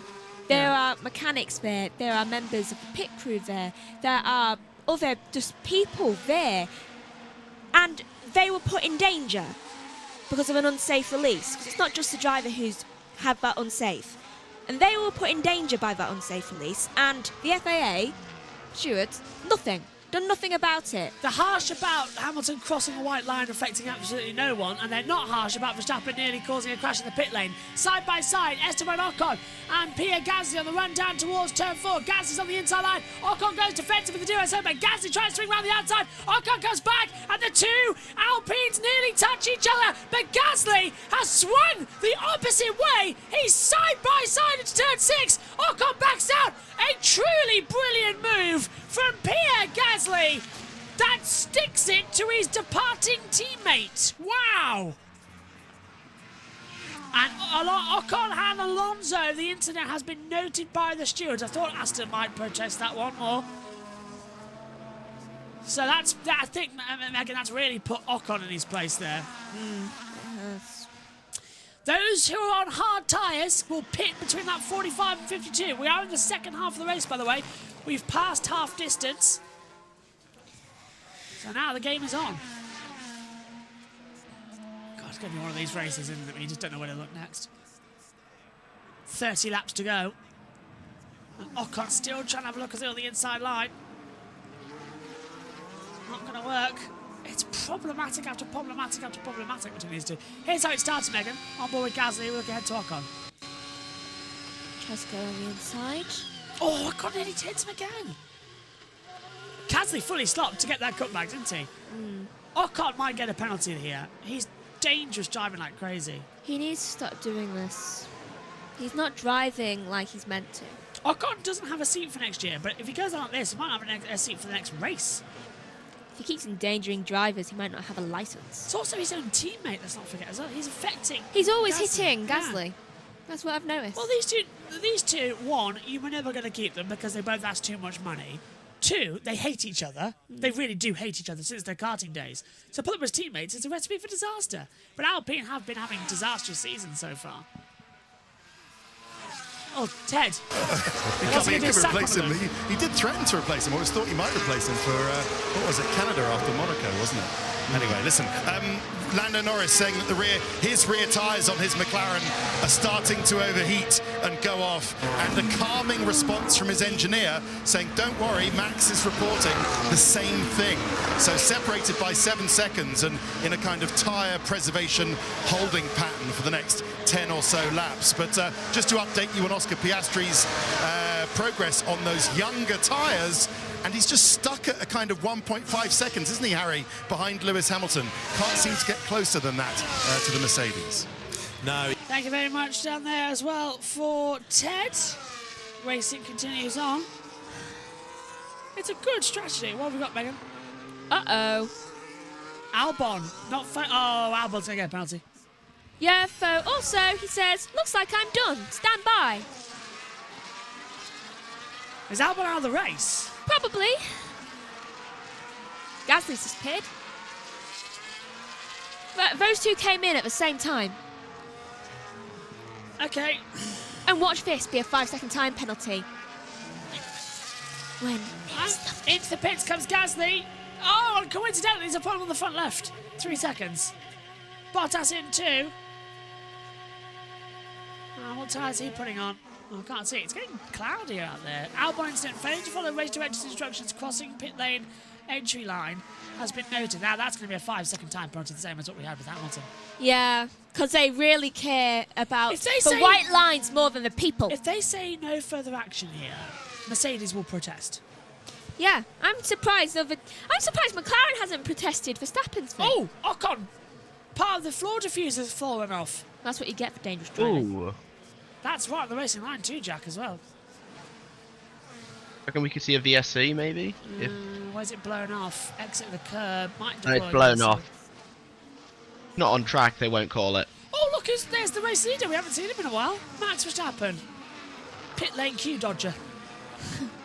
Albon is under investigation for crossing the line of entry, so that's now going to be a penalty coming. Yeah. Ocon dives down pit lane as well. Now, is he going to come out alongside Gasly as well, as we predicted? Verstappen now losing more time. Oh, look, a super stop for Ocon there. 2.2 seconds compared to the 3 that was Gasly's. Ow. Gasly, have they done that deliberately? Who's got out ahead? Gasly's got out ahead of him. Right, still game on between those two then. 13th for Gasly, 14th for Ocon. What a mess.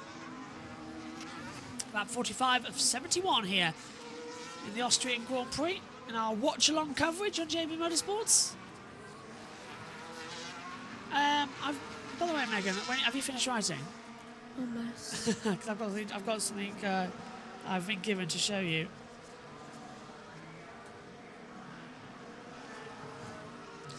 As they come down.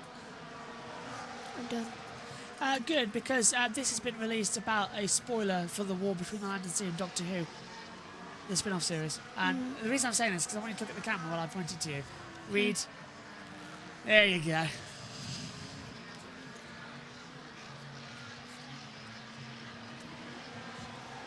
Yeah, Martha's back.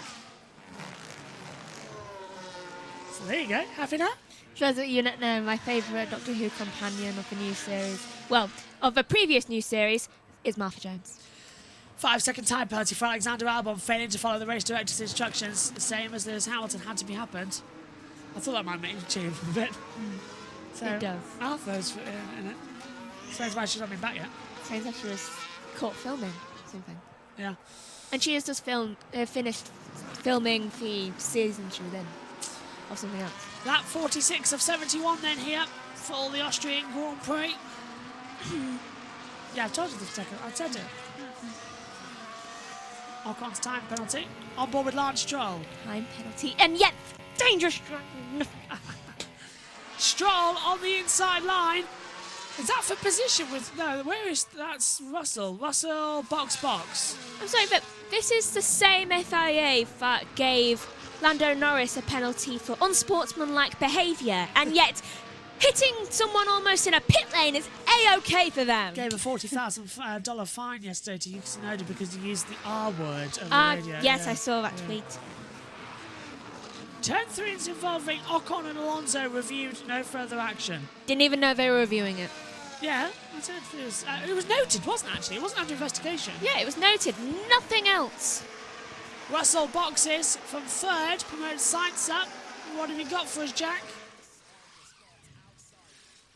Yeah, it looks like we are going to see Hamilton, or is that Russell on the hard tyres going out. We've seen a few people struggling on the hard. Verstappen's already lost 2 seconds of his lead to Norris. Good. After struggling on the hard. Norris looking quite good on those hards, but I think they'll swap back to the mediums before the end of the race, personally. And yeah, it looks... Yeah, I think they'll just swap to the mediums after a few more laps, personally. This is Stroll getting ahead of Tsunoda, using Russell as leverage, and then Tsunoda passing... Stroll passing Russell as well.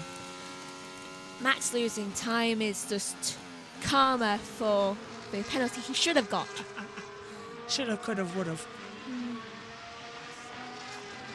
Hashtag spot the Taylor Swift lyric.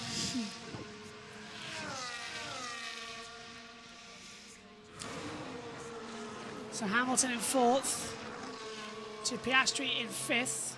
Gap still closing between the two. It's Armed Forces Day, isn't it? Is it? Yeah. That would explain why the red eyes were I can hear just today. above us in the commentary box here, something's going over. Sainz pits, drops down to 5th, so Hamilton goes up to 3rd, and he served that penalty for Verstappen radio.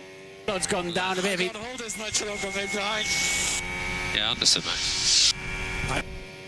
I don't know what that's on about, if it's tyres or not. It's Piastri dive bombs Hamilton for 3rd place. Brilliant move from Oscar. Oh, what a move. That McLaren is just looking so much more competitive than anything else out there. Hamilton's going to try and fight back, but he doesn't have any DRS. But now Norris and Piastri are together again. And now they can start sailing after Max Verstappen. 24 laps left, effectively a sprint to go. And we all remember how long the sprint race was, don't we all? And with Verstappen being locked out of his highest gear, yeah, he can't really do more. He hasn't gone in 8th gear, has he? Not once. Let's have a look. I'm looking now. He's coming out 4th gear, 5th gear. He's in 4th still. 7th gear. He's not going to 8th. You're right, Megan. Why is multi-viewer jumping around? Here we go. But what does Norris go up to when he's in that corner? Yeah, he stayed in 7th as well.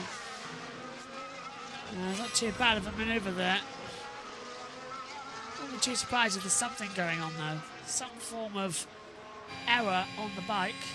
Oh, sorry, on the car. Leclerc that time deleted track limits, turn 6, lap 46.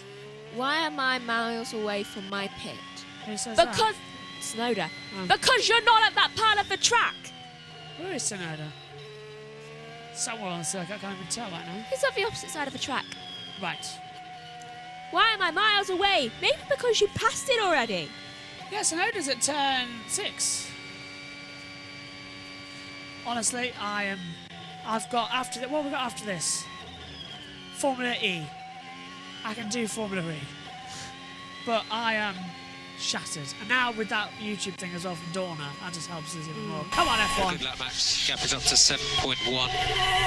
Lando, I think, struggling in the wake of the blue flag cars. No, he isn't. No, he's not. Lando's doing fine. He's chasing down Ricciardo. He's closing that in. So we're fine for now. No, you're not. There was more on that radio that we didn't hear. We'll play it again if we hear it. Have you noticed how much the teams lied to them? Yeah, a lot. Super lot, actually, as well. I think there's only like 2 teams that don't do that. Maybe not. Gasly's going to get past Leclerc here. Leclerc's up to 11th place, by the way, but he's on 16 lap. Yeah, 16 lap on used mediums. Is that right? Yeah, it is. I don't think Williams lies to their team.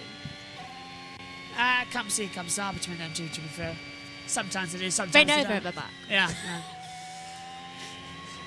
Leclerc again, lap time deleted. Actually, there might be 3 teams. Yeah. Everyone else, they just lie. Graphics have stopped. There we go. Back again. The GPS system, by the way, was what caused the graphic failure yesterday. GPS failed on Beacon Hill, and the graphics went down. But they didn't go down for us, not with you. Side manoeuvre! Gasly gets ahead of Leclerc. Goes, and off the track! That's Norris! No. What was it? Yeah, Norris! He's on the lap. Cars ahead, remember? He made a mistake. Gasly gets ahead and Charles Leclerc locks up and Verstappen's tyres are done. Yeah. I wonder if Lando's are too. Actually, I could have sworn it. Max again. Box. Right, McLaren, come in this lap. You won't save any time. Come in this lap. Maybe they'll do a double stop. Oh, they can't go. They're on the same strategy right now. Yeah, they've boxed this lap. It's like, no. Follow him. He is. Lando's in two. Yeah, had to. Oh. And Piastri's going to take the lead of the race. yeah. So I wonder if it's going to be another pit incident. let's have a look. This time it'll be a secondary issue.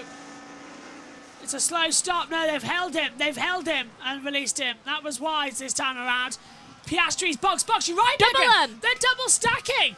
They are double stacking at McLaren. That's a marvellous idea. Keep them together. Yeah.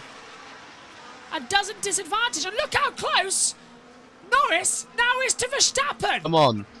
The gap was 7 seconds. The pit lane, 2. Oh my God. All right. Come on. While on the exit. I don't believe it. The pit stop was didn't expect really that. bad. So the gap came into the pit lane. And a 2.1 second stop for Piastri. The gap in the pit lane was 7 seconds. They come in together. McLaren do a really super stop. They had to hold Verstappen. The gap is now 2.8 seconds. And Verstappen's on the track. Verstappen's locked up. Down at turn 4. Ooh.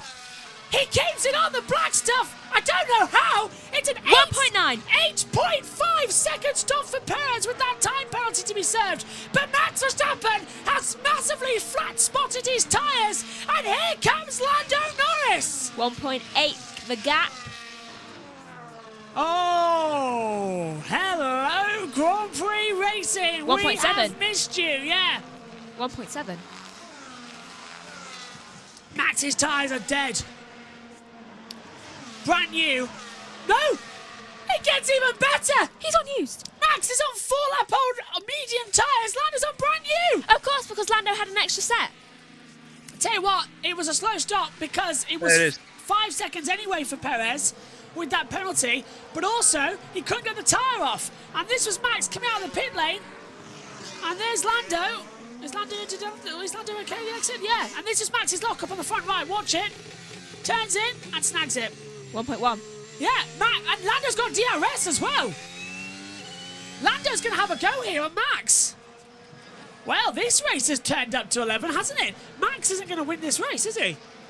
Touch wood. Gap 1.1. Here it's always these two. Hamilton. Box. Well, he's in 5th, so Russell come in together. They can't That will double help stack. Piastri. Yeah, that will help Piastri as well, actually. Sainz is ahead of him, mathematical. Piastri's dropped back because Sainz did an early stop, so the overcut hasn't worked. The undercut's worked for Sainz. The overcut not working for Piastri. Within a second, Lando, within a second. And that is out of the way goes Yuki Tsunoda. Lando's right there. Fastest lap. Yeah, 108 point.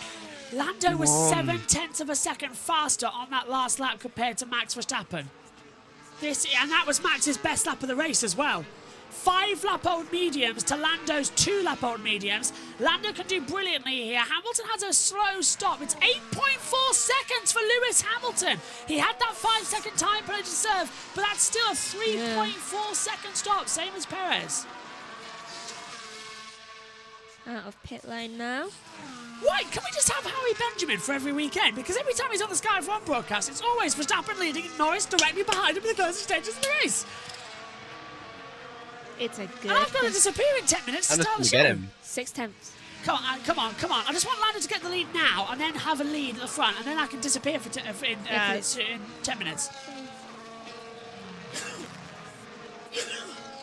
He's going to get DRS here. Yeah, I might go in at 27 minutes past. That way the session will just start and it can all get right. Yeah.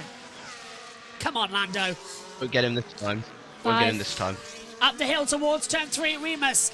Well, Max Verstappen, he knows how to defend, overtakes here, but that Red Bull looks slow. That McLaren looks mega fast. Up towards turn 3 at Remus. Lando is going to go for the inside line. Max goes defensive. Lando cuts back.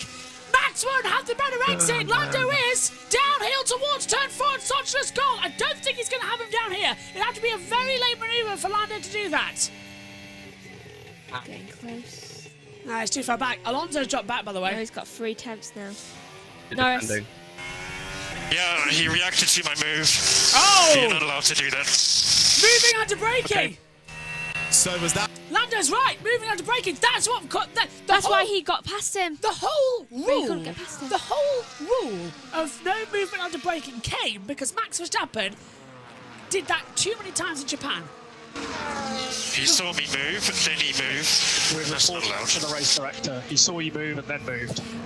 Will... So is Max Verstappen going to get a penalty for dangerous driving? Possibly. Lando's dropped back a bit now. Yeah, because he knows he just saved his tyres a bit because that should be a penalty. But they're going to do it again. They're Yeah. going to give Max the let go. A lot of traffic coming in as well with Stroll, so just let them pass. Then build up again.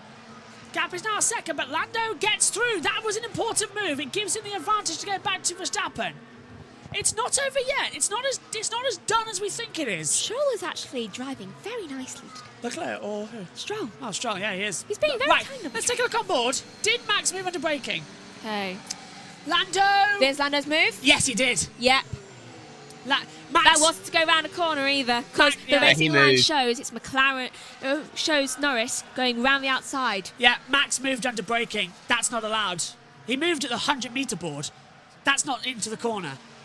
So, yeah, Max moved under braking. That has to be a penalty.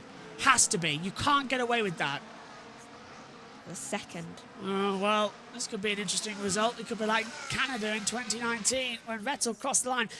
As Ian Birch would say, 15 laps to go, anything can happen. It's like there's something wrong with the car, man. No grip. Good. This is all getting good now. Ian Birch says 15 laps to go, anything can happen. Exactly a second. GP's watching on. This race is suddenly getting entertaining here at the Austrian Grand Prix. Do not leave the room. As I go and start no. As you leave the room. Yeah. Max again kicking up some aero wash there. That wasn't a paper bag or tip-off. It was literally the aero wash we saw come off the car. Lando's closing him in 8/10. He's bob away. I think starts at 3:25. Yeah, the session starts at past. Norris, lap time deleted. Lap 56, turn 1, off track. If he does it again, he'll have a penalty. Black and white flag for Norris, track limits. Wow. They're So quick. you can sort that. They're quick to get that, aren't they? Also mid 6, if you prefer, mid 6. No. Max disagreeing with GP over the radio. What does the black and white flag mean again? One more him? time, you get a penalty. Warning. No, it's a warning flag, black and white flag. The warning. Here comes he again. They're quick with that, aren't they? Lando's having another go this time. DRS open on the run up the hill towards turn 3. Lando's going to literally go lay on the brakes. Lando's got so much closer. Now gets a better exit. Max goes wide. Lando with the DRS on the run down towards turn 4. Is he going to go for a little bit of an opportunity on the inside line? No, he's too far back for any sort of manoeuvre down to Sochi's Gold. But this is going to be, as Leclerc passes Sonoda, and Max again runs wide. Good, maybe he can run ride and get a penalty. Someone needs to get he needs to get a penalty. Lando is on a charge here in Austria. Can he stop the Verstappen hype train here at this track? We have 14 coming up on 13 laps to go. No sign of an investigation, only Norris getting that black and white flag from race control. Which is interesting, don't you think? As soon as Massively. something involves Verstappen, Yeah. it's all just like, no, don't do anything, don't do anything. There's Adam Norris, Lando's father, Star Wars fan. George Lucas is here, by He the way. is. Yeah, I saw him on the thing, I was just like, puff of smoke! Yes! Puff of smoke from that back of that Red Bull as Lando dives on the inside! Lando Norris locks up! But he gets takes it. the lead, but they both go wide! They both go wide! And now Lando's locked up with those tyres! off the track and gaining an advantage, let me guess. Yeah, but Max is going to... Oh, they're going to let him through. Max goes round the outside. Lando goes defensive, but Lando gave him the position back. I think he knew he doesn't want to be under any sort of investigation there. But he also knew he's going to get the better exit. He's Yeah. close enough now that he's shaken. Hold on.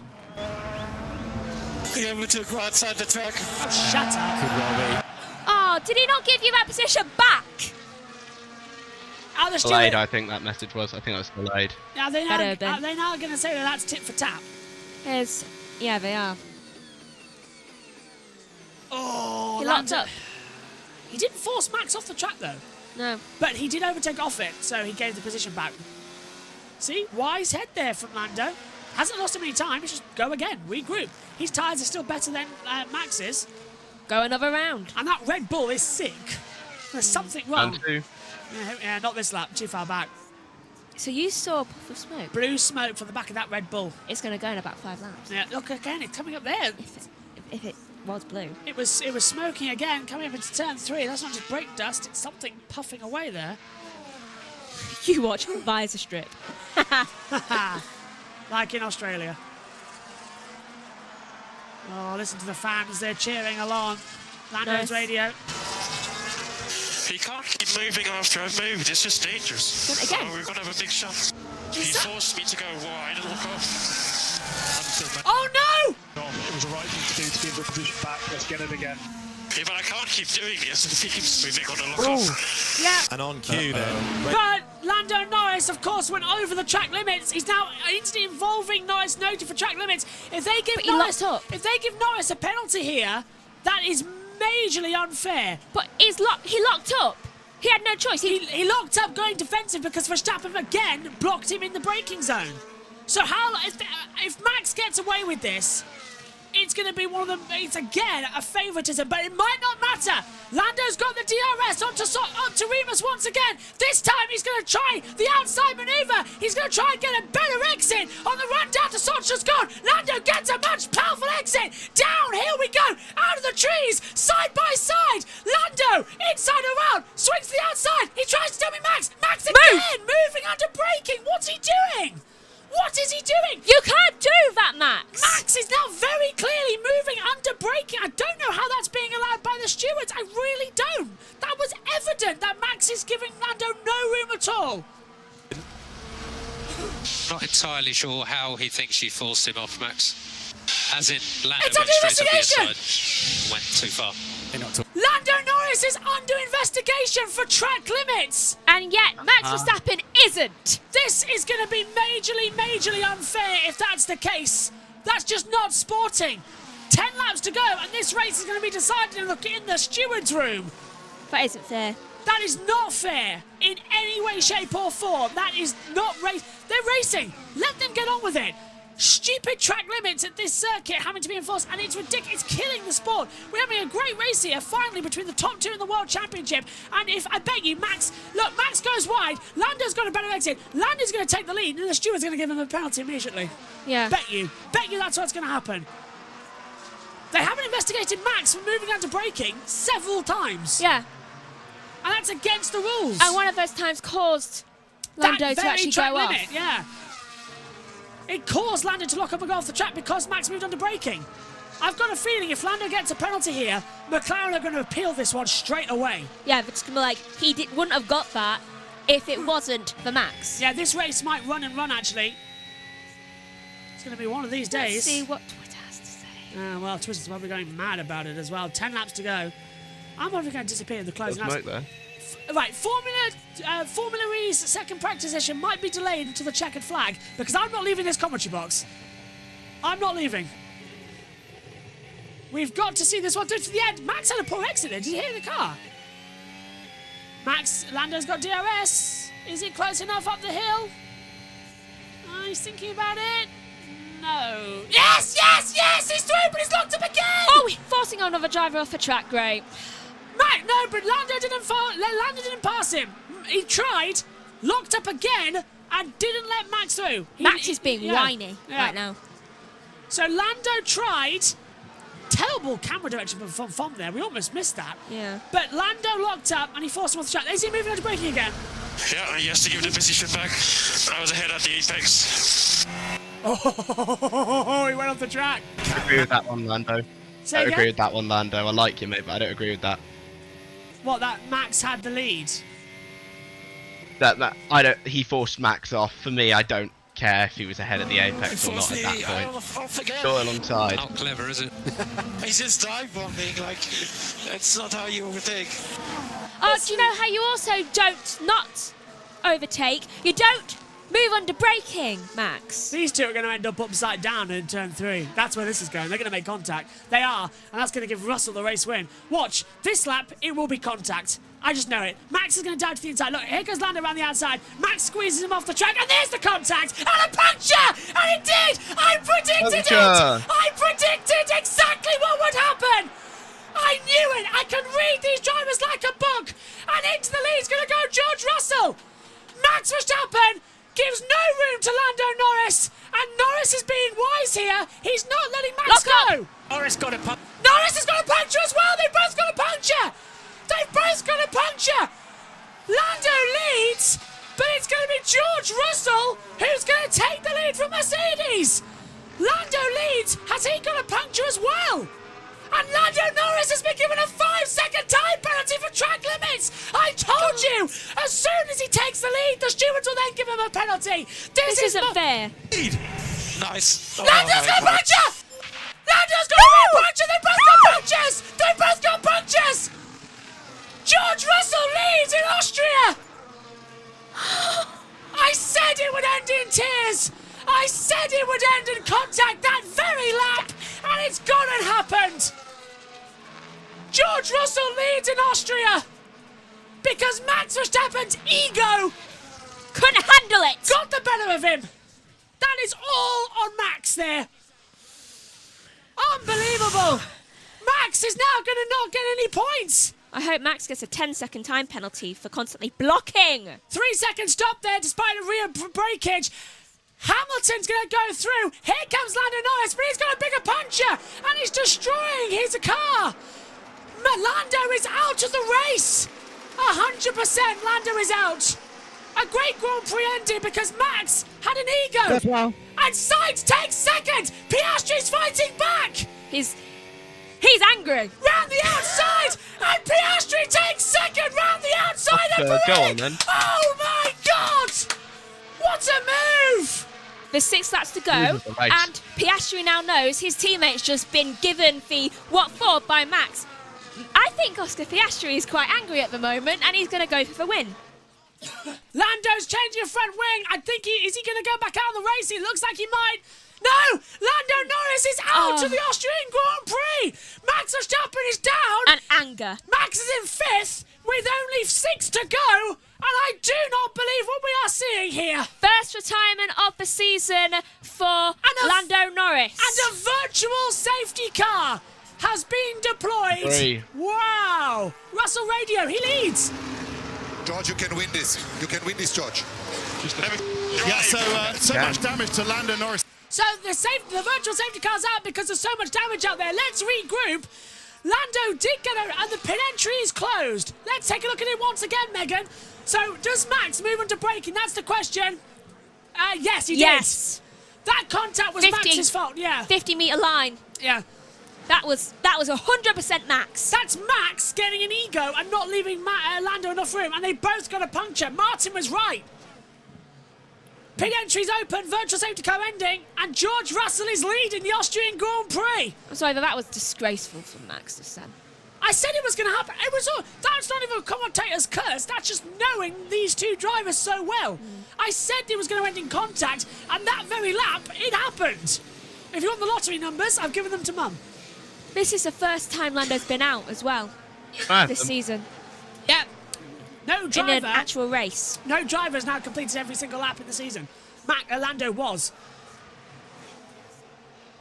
Wow, that's cheered me up after Dorna.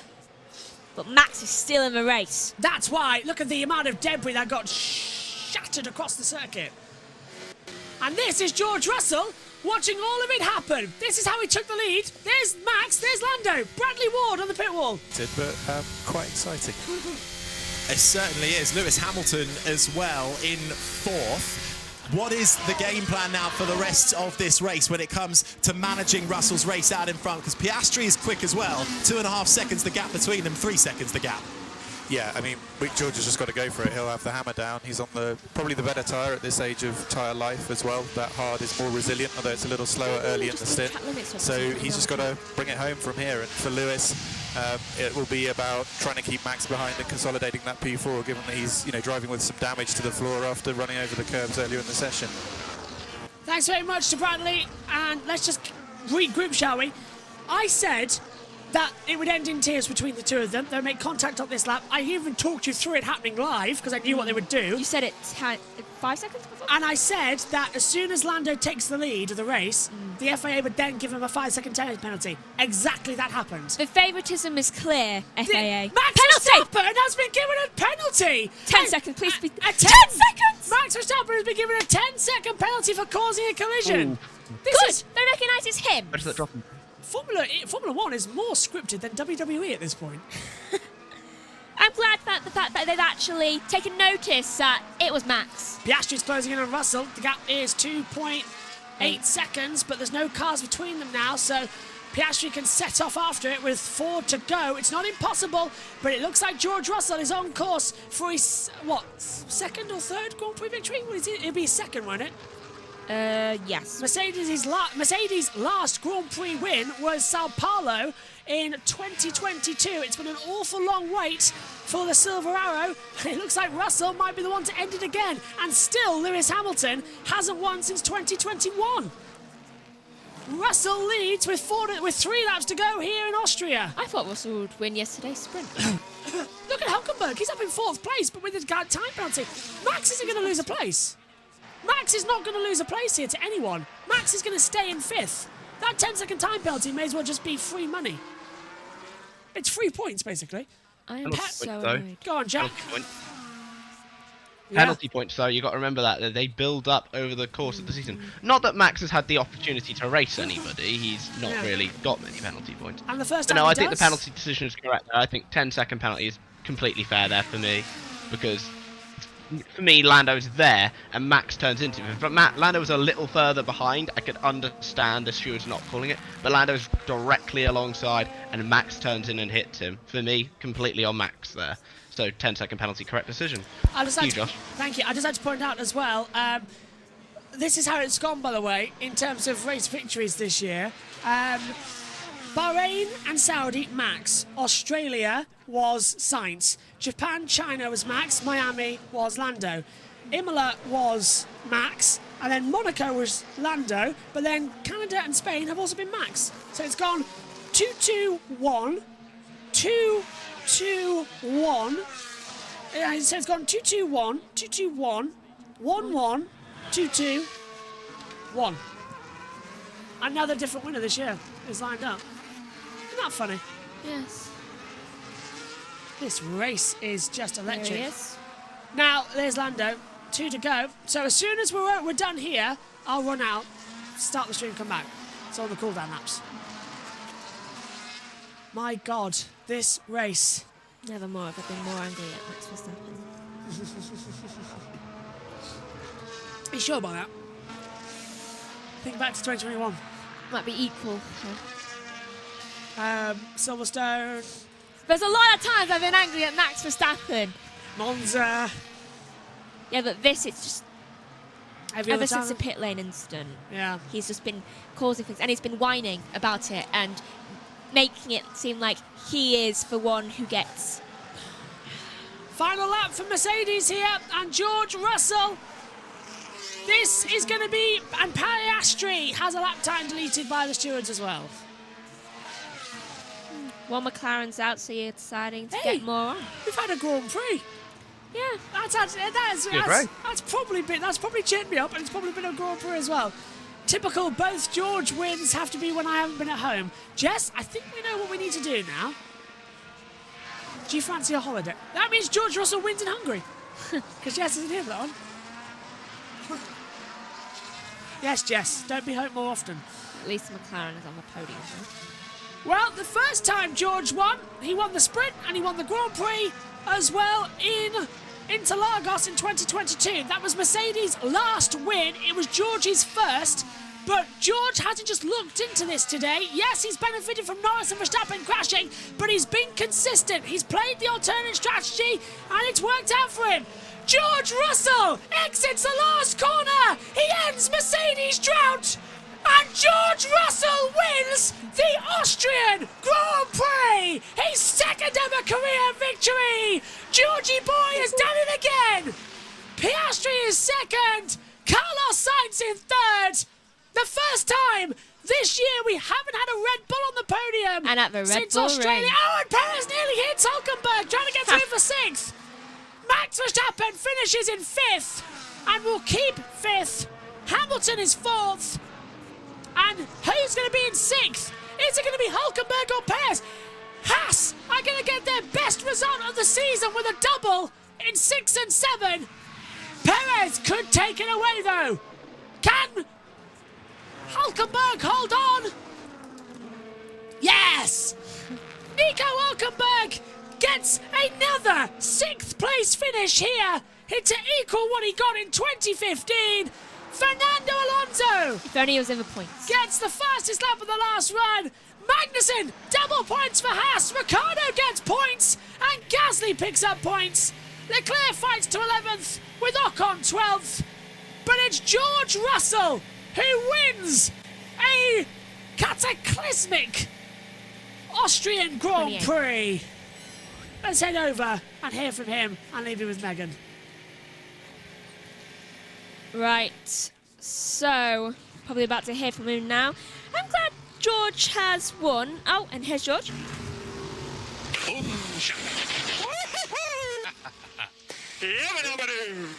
Well done, mate. Boss got it. Well done. There. There to pick up the pieces. Well done. Not over till it's over. It's not over until it's over. Okay, great job. Yeah, George, my bad. Speaking to your braking, I just got it. It got me. You got very excited there, Toto. Very excited. And I'm even more now. Congratulations, we've got that win. That was so important. Yeah. Well done. Well done, everybody. We wouldn't have thought this in Bahrain. Well done. That was George Russell making up for the win that he lost last time out when he started on pole position. And isn't it ironic that the way Red Bull were driving today, I'm kind of glad that neither of them are in the podium right now, because both of them were driving incredibly erratically, and I do not agree with the way they were driving at all. Right, anything else to add while we wait for Joshua to come back? Brilliant race, that's all I've got to say. Absolutely brilliant. Great, one of the best races we've had all season. I don't know if anybody can find a stat for me, but can we please find out, as George Russell celebrates on top of his car, can we find out when the last time we had 4 different constructors winning in a season was? I want to say it was 2019. Yeah, my thoughts went to about that too. I would say it is 2021. It was 2021. Because it had Ferrari. Let me think. Hold on. Ferrari. Mercedes. You had. Red Bull. Oh no, Ferrari didn't win, did they? No, it was Red Bull, Mercedes, Alpine, and McLaren. Yeah, that was the last time. Yeah. Jeez, that's been a while. We're in for a season. And we're still only like halfway through. Got so many different winners. It is refreshing compared to last year when only Sainz was able to get through on the win.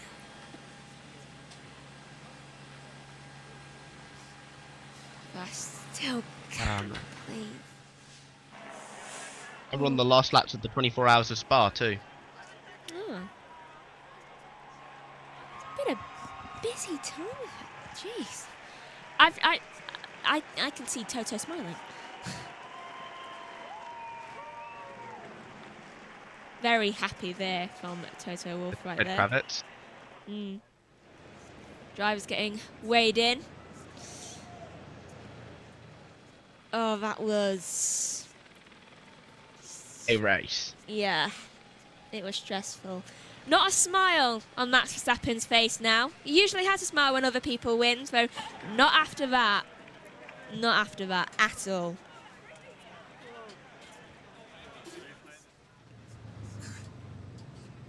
Tell you one thing, you don't know how silent the commentary box is when you come out of there. Is there something wrong with this? What? With what? Something was caught on it. Yeah, the lead. You ran over the lead. The track invasion begins. here in Austria. There's still debris on the track, so someone's about to get very Freebies. lucky. I tell you what, I wish I could be there right now. But anyway, let's hear the post-race interviews with David Coulthard to talk us through all of the action. I'm gonna go. Oh, all right. Thanks, mate. See you soon. It was a very good and exciting race. Not happy with the crashes. Welcome, another podium in your career. And what was a fairly quiet weekend in terms of overall performance, but it all came alive at the end there. Did you see the action ahead, or were you just very much focused on bringing your car home? Yeah, quite an eventful race up front. No, for us it was all about trying to keep up with George. We knew the Mercedes today might have a bit of an advantage on race pace. We tried everything to keep up with him. Yeah, Oscar at the end was coming really, really quick. Yeah, in the P3, which is, I think, a good result. I think we can be quite happy, quite proud of that, because, yeah, this weekend hasn't been easy for us, and to come away with 15 points on P3 is a good result.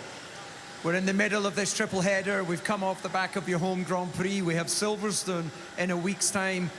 Can we expect a step forward in performance there? Because it didn't really look that without the incident between Lando and Max that you would have been here on the podium today.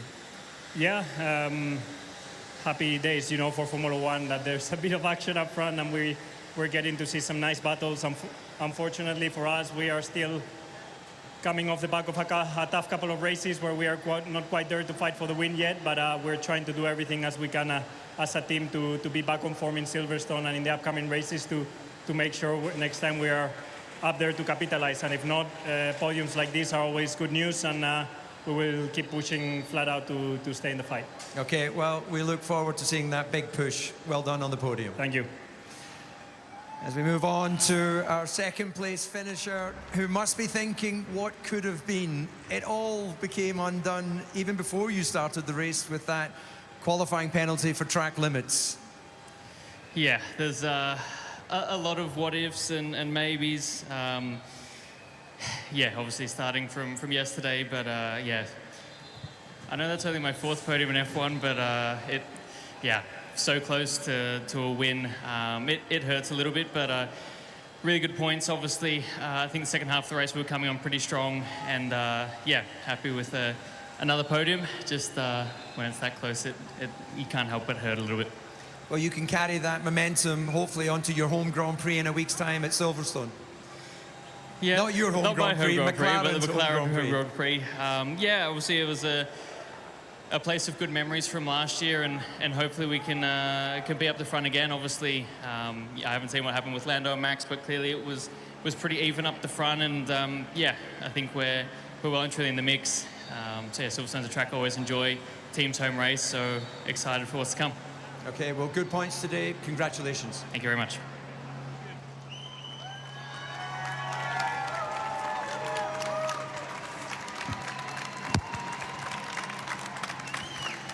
And ladies and gentlemen, our Grand Prix winner, celebrating his second Grand Prix, George Russell.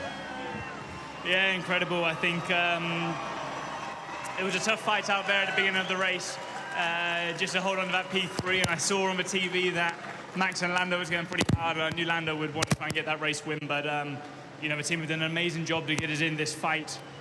You got to be there at the end to pick it to pieces, and that's where we were. Amazing. So you were watching the big screens, minding your own business in your own Grand Prix, while watching that battle out front, willing to happen what actually happened. Yeah, it was, you know, they were going for it, and I couldn't believe actually how close we were to Lando and Max. You know, I think it was only about 12, 13 seconds behind. And yeah, I knew it was a possibility. You're always dreaming, but as I said, just so proud to be back on the top step. The team have worked so hard. We've made so many strides since the start of the season. So, yeah, the last 3 races have been incredible, so more to come. Now, look, you've done everything to make sure you were in that position. The other two looked like they had the overall pace today, had they not had the contact. But all you can do is drive your car and put yourself in the position that you have to then capitalize. So you must be really proud with this, your second Grand Prix victory. Yeah, absolutely. I think, you know, it's no secret Red Bull with Max and McLaren with Lando are still a little bit out in front, but we're always putting ourselves in that third place position the last couple of races. And obviously, if anything happens up front, we're there to pick it up. But, you know, just really proud of everybody, and, you know, what an exciting time for us. And George, we're 1 week away from the British Grand Prix. that would be nice to carry this momentum towards another podium there. Yeah, absolutely. I think we're riding a bit of a wave at the moment. These last 3 races have been incredible. I think realistically we probably could have won the race in Canada, so this probably makes up for one too many mistakes my side there, and just really proud to be back on the top step. Okay, well, you're going to be in the top step of the podium. Go and enjoy the champagne so and much. celebration. Thank you.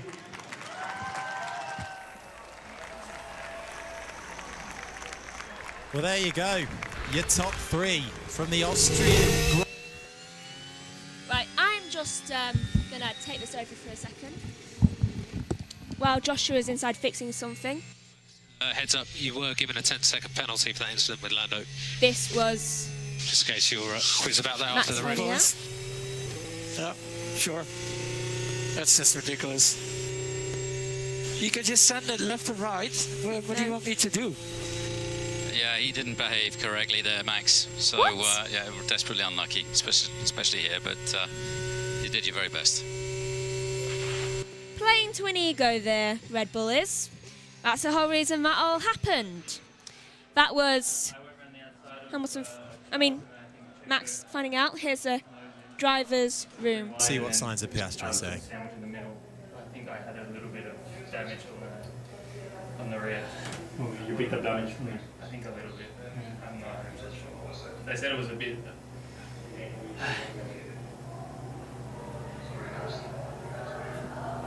Do you know where they crashed? No, I guess turn 4. But we'll see now.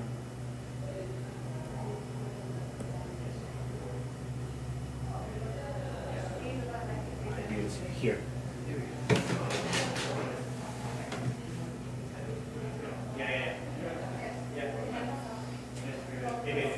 So Lando must have been quicker than Max. Yeah, I think he caught him from the way back.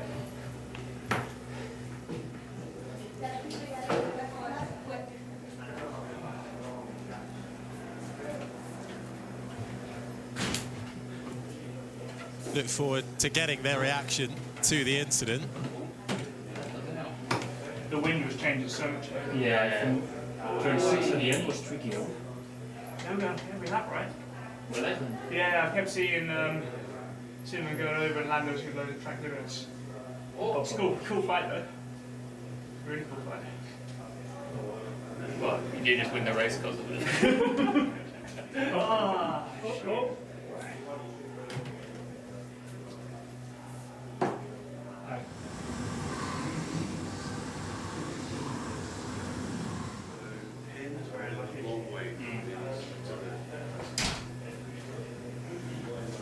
Oh, no way. Oh.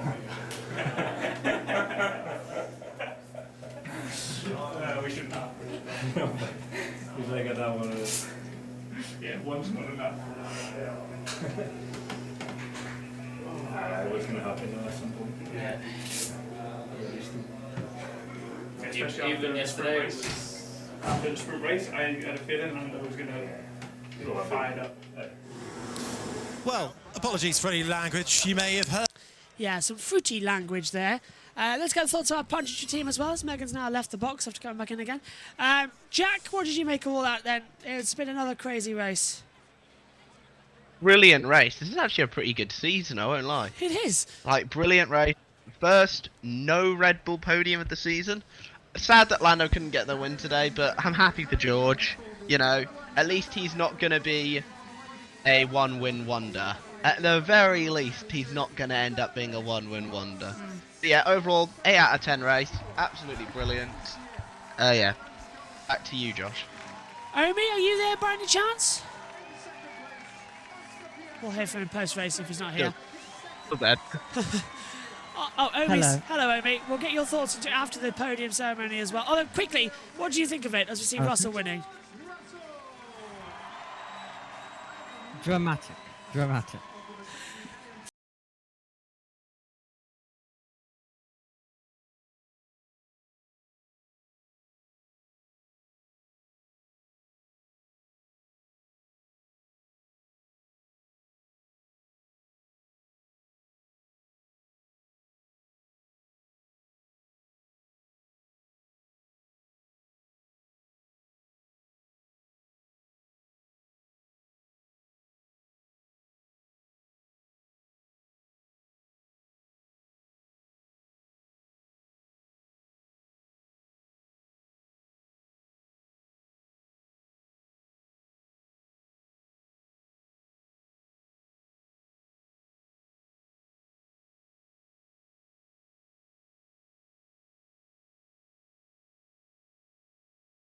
races 2022.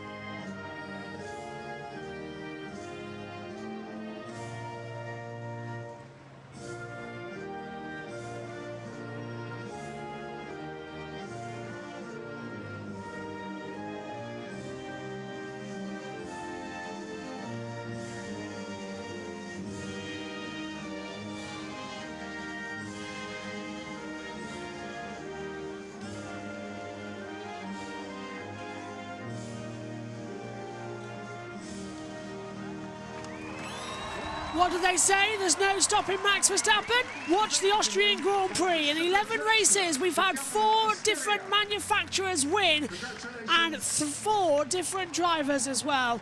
Be it Max Verstappen, Lando Norris, Carlos Sainz, Charles Leclerc, and now George Russell. 5 different winners, 4 different manufacturers across 11 races. And people say Formula One is dead. There's dominations, but the racing's still there. Today proves it. George Russell wins the Austrian Grand Prix. And it is Mercedes, Hans Zimmer, who literally has composed the Formula One theme, the Haas theme. And now it's involved as well with the brand new movie with Brad Pitt. Second place to Oscar Piastri. Hans Zimmer congratulating him as well. The trophy goes up for second here. A wooden trophy with silver embedded. And a very heavy base. Bronze as well for bronze. Gold for gold, of course. Third for Carlos Sainz. Still, I say, a Ferrari let the wrong driver go. And now, it's champagne time! Hans Zimmer can't wait to get drenched in that. It's all about passion in Formula One. Austria may have had its boring middle half of the race, but as always, it comes through in the end. Max Verstappen proving his ego is still there and it still gets in the way of racing. Lando Norris fighting hard, the stewards getting involved. Austria reminds us both the high and low points of Formula One, but at the end of the day, there's always a Mercedes waiting in the wings to capitalise. George Russell wins for the second time in Formula One. Oscar Piastri, one step closer to a Grand Prix win. And Carlos Sainz showing everybody in the paddock, I'm still a force to be signed for 2024. Austria has delivered once more. And as we go to Silverstone, the halfway point of the Formula One season, anything can happen at the RAF base. Let's confirm how they finished then here in the Austrian Grand Prix. It is George Russell victorious with Oscar Piastri second, Carlos Sainz finishing in third. It's fourth for Lewis Hamilton, fifth for Max Verstappen. Nico Hülkenberg is sixth with Sergio Perez in seventh. Kevin Magnussen eighth with Danny Ricciardo in ninth. And Pierre Gasly rounds out the top 10. Charles Leclerc goes 11th with Esteban Ocon in 12th. Lance Stroll's 13th with Yuki Tsunoda 14th. 15th for Alexander Albon. 16th for Valtteri Bottas. 17th for Zhou Guanyu. 18th for Fernando Alonso. 19th Logan Sargent. And surprisingly, only Lando Norris was the failure to finish in that race. Well, let's check in with the guys then up here in the comms box as well. And let's start with Omi as well. Omi, what did you make? Your thoughts on this Austrian Grand Prix? Very dramatic, very chaotic. It was a calm start, but all of the drama happened at the end, where we want it in Formula One. Love the race. Going to Britain next week, cannot wait, should be exciting. Jack, your thoughts about Austria going into Silverstone in a week? Obviously, brilliant race. I'm just sad that I'm going to miss the next one because, you know, I'm unfortunately refereeing. Just sad I'm going to miss the British Grand Prix after a brilliant race like that. But overall, just brilliant, brilliant race. That's the kind of race I want from Formula One. remove the collision from the mix, please. And basically that's everything I want from Formula One. Excited for next week when I'm going to be watching the replay of that race. Well, because of Dorna's interference in our scheduling, we will have all Friday and Saturday action live on JB Motorsports 2, and all the action from Sunday, the support racing will also be on JB Motorsports 2, but the main British Grand Prix will be live on JB Motorsports as well. If you're watching on Twitch, there'll be no change there. Stay tuned for information about MotoGP once we decide what to do with it. But there's no denying that JB Motorsports is the place to be for all of your watch-along action. Austria has delivered an absolute classic, as it always does. Is it Max Verstappen victorious for another straight year? No, it's not. It's George Russell who takes victory. Fireworks will be around. Join us in a week's time. The British Grand Prix at Silverstone awaits us. Thank you for watching. Take care. Bye-bye.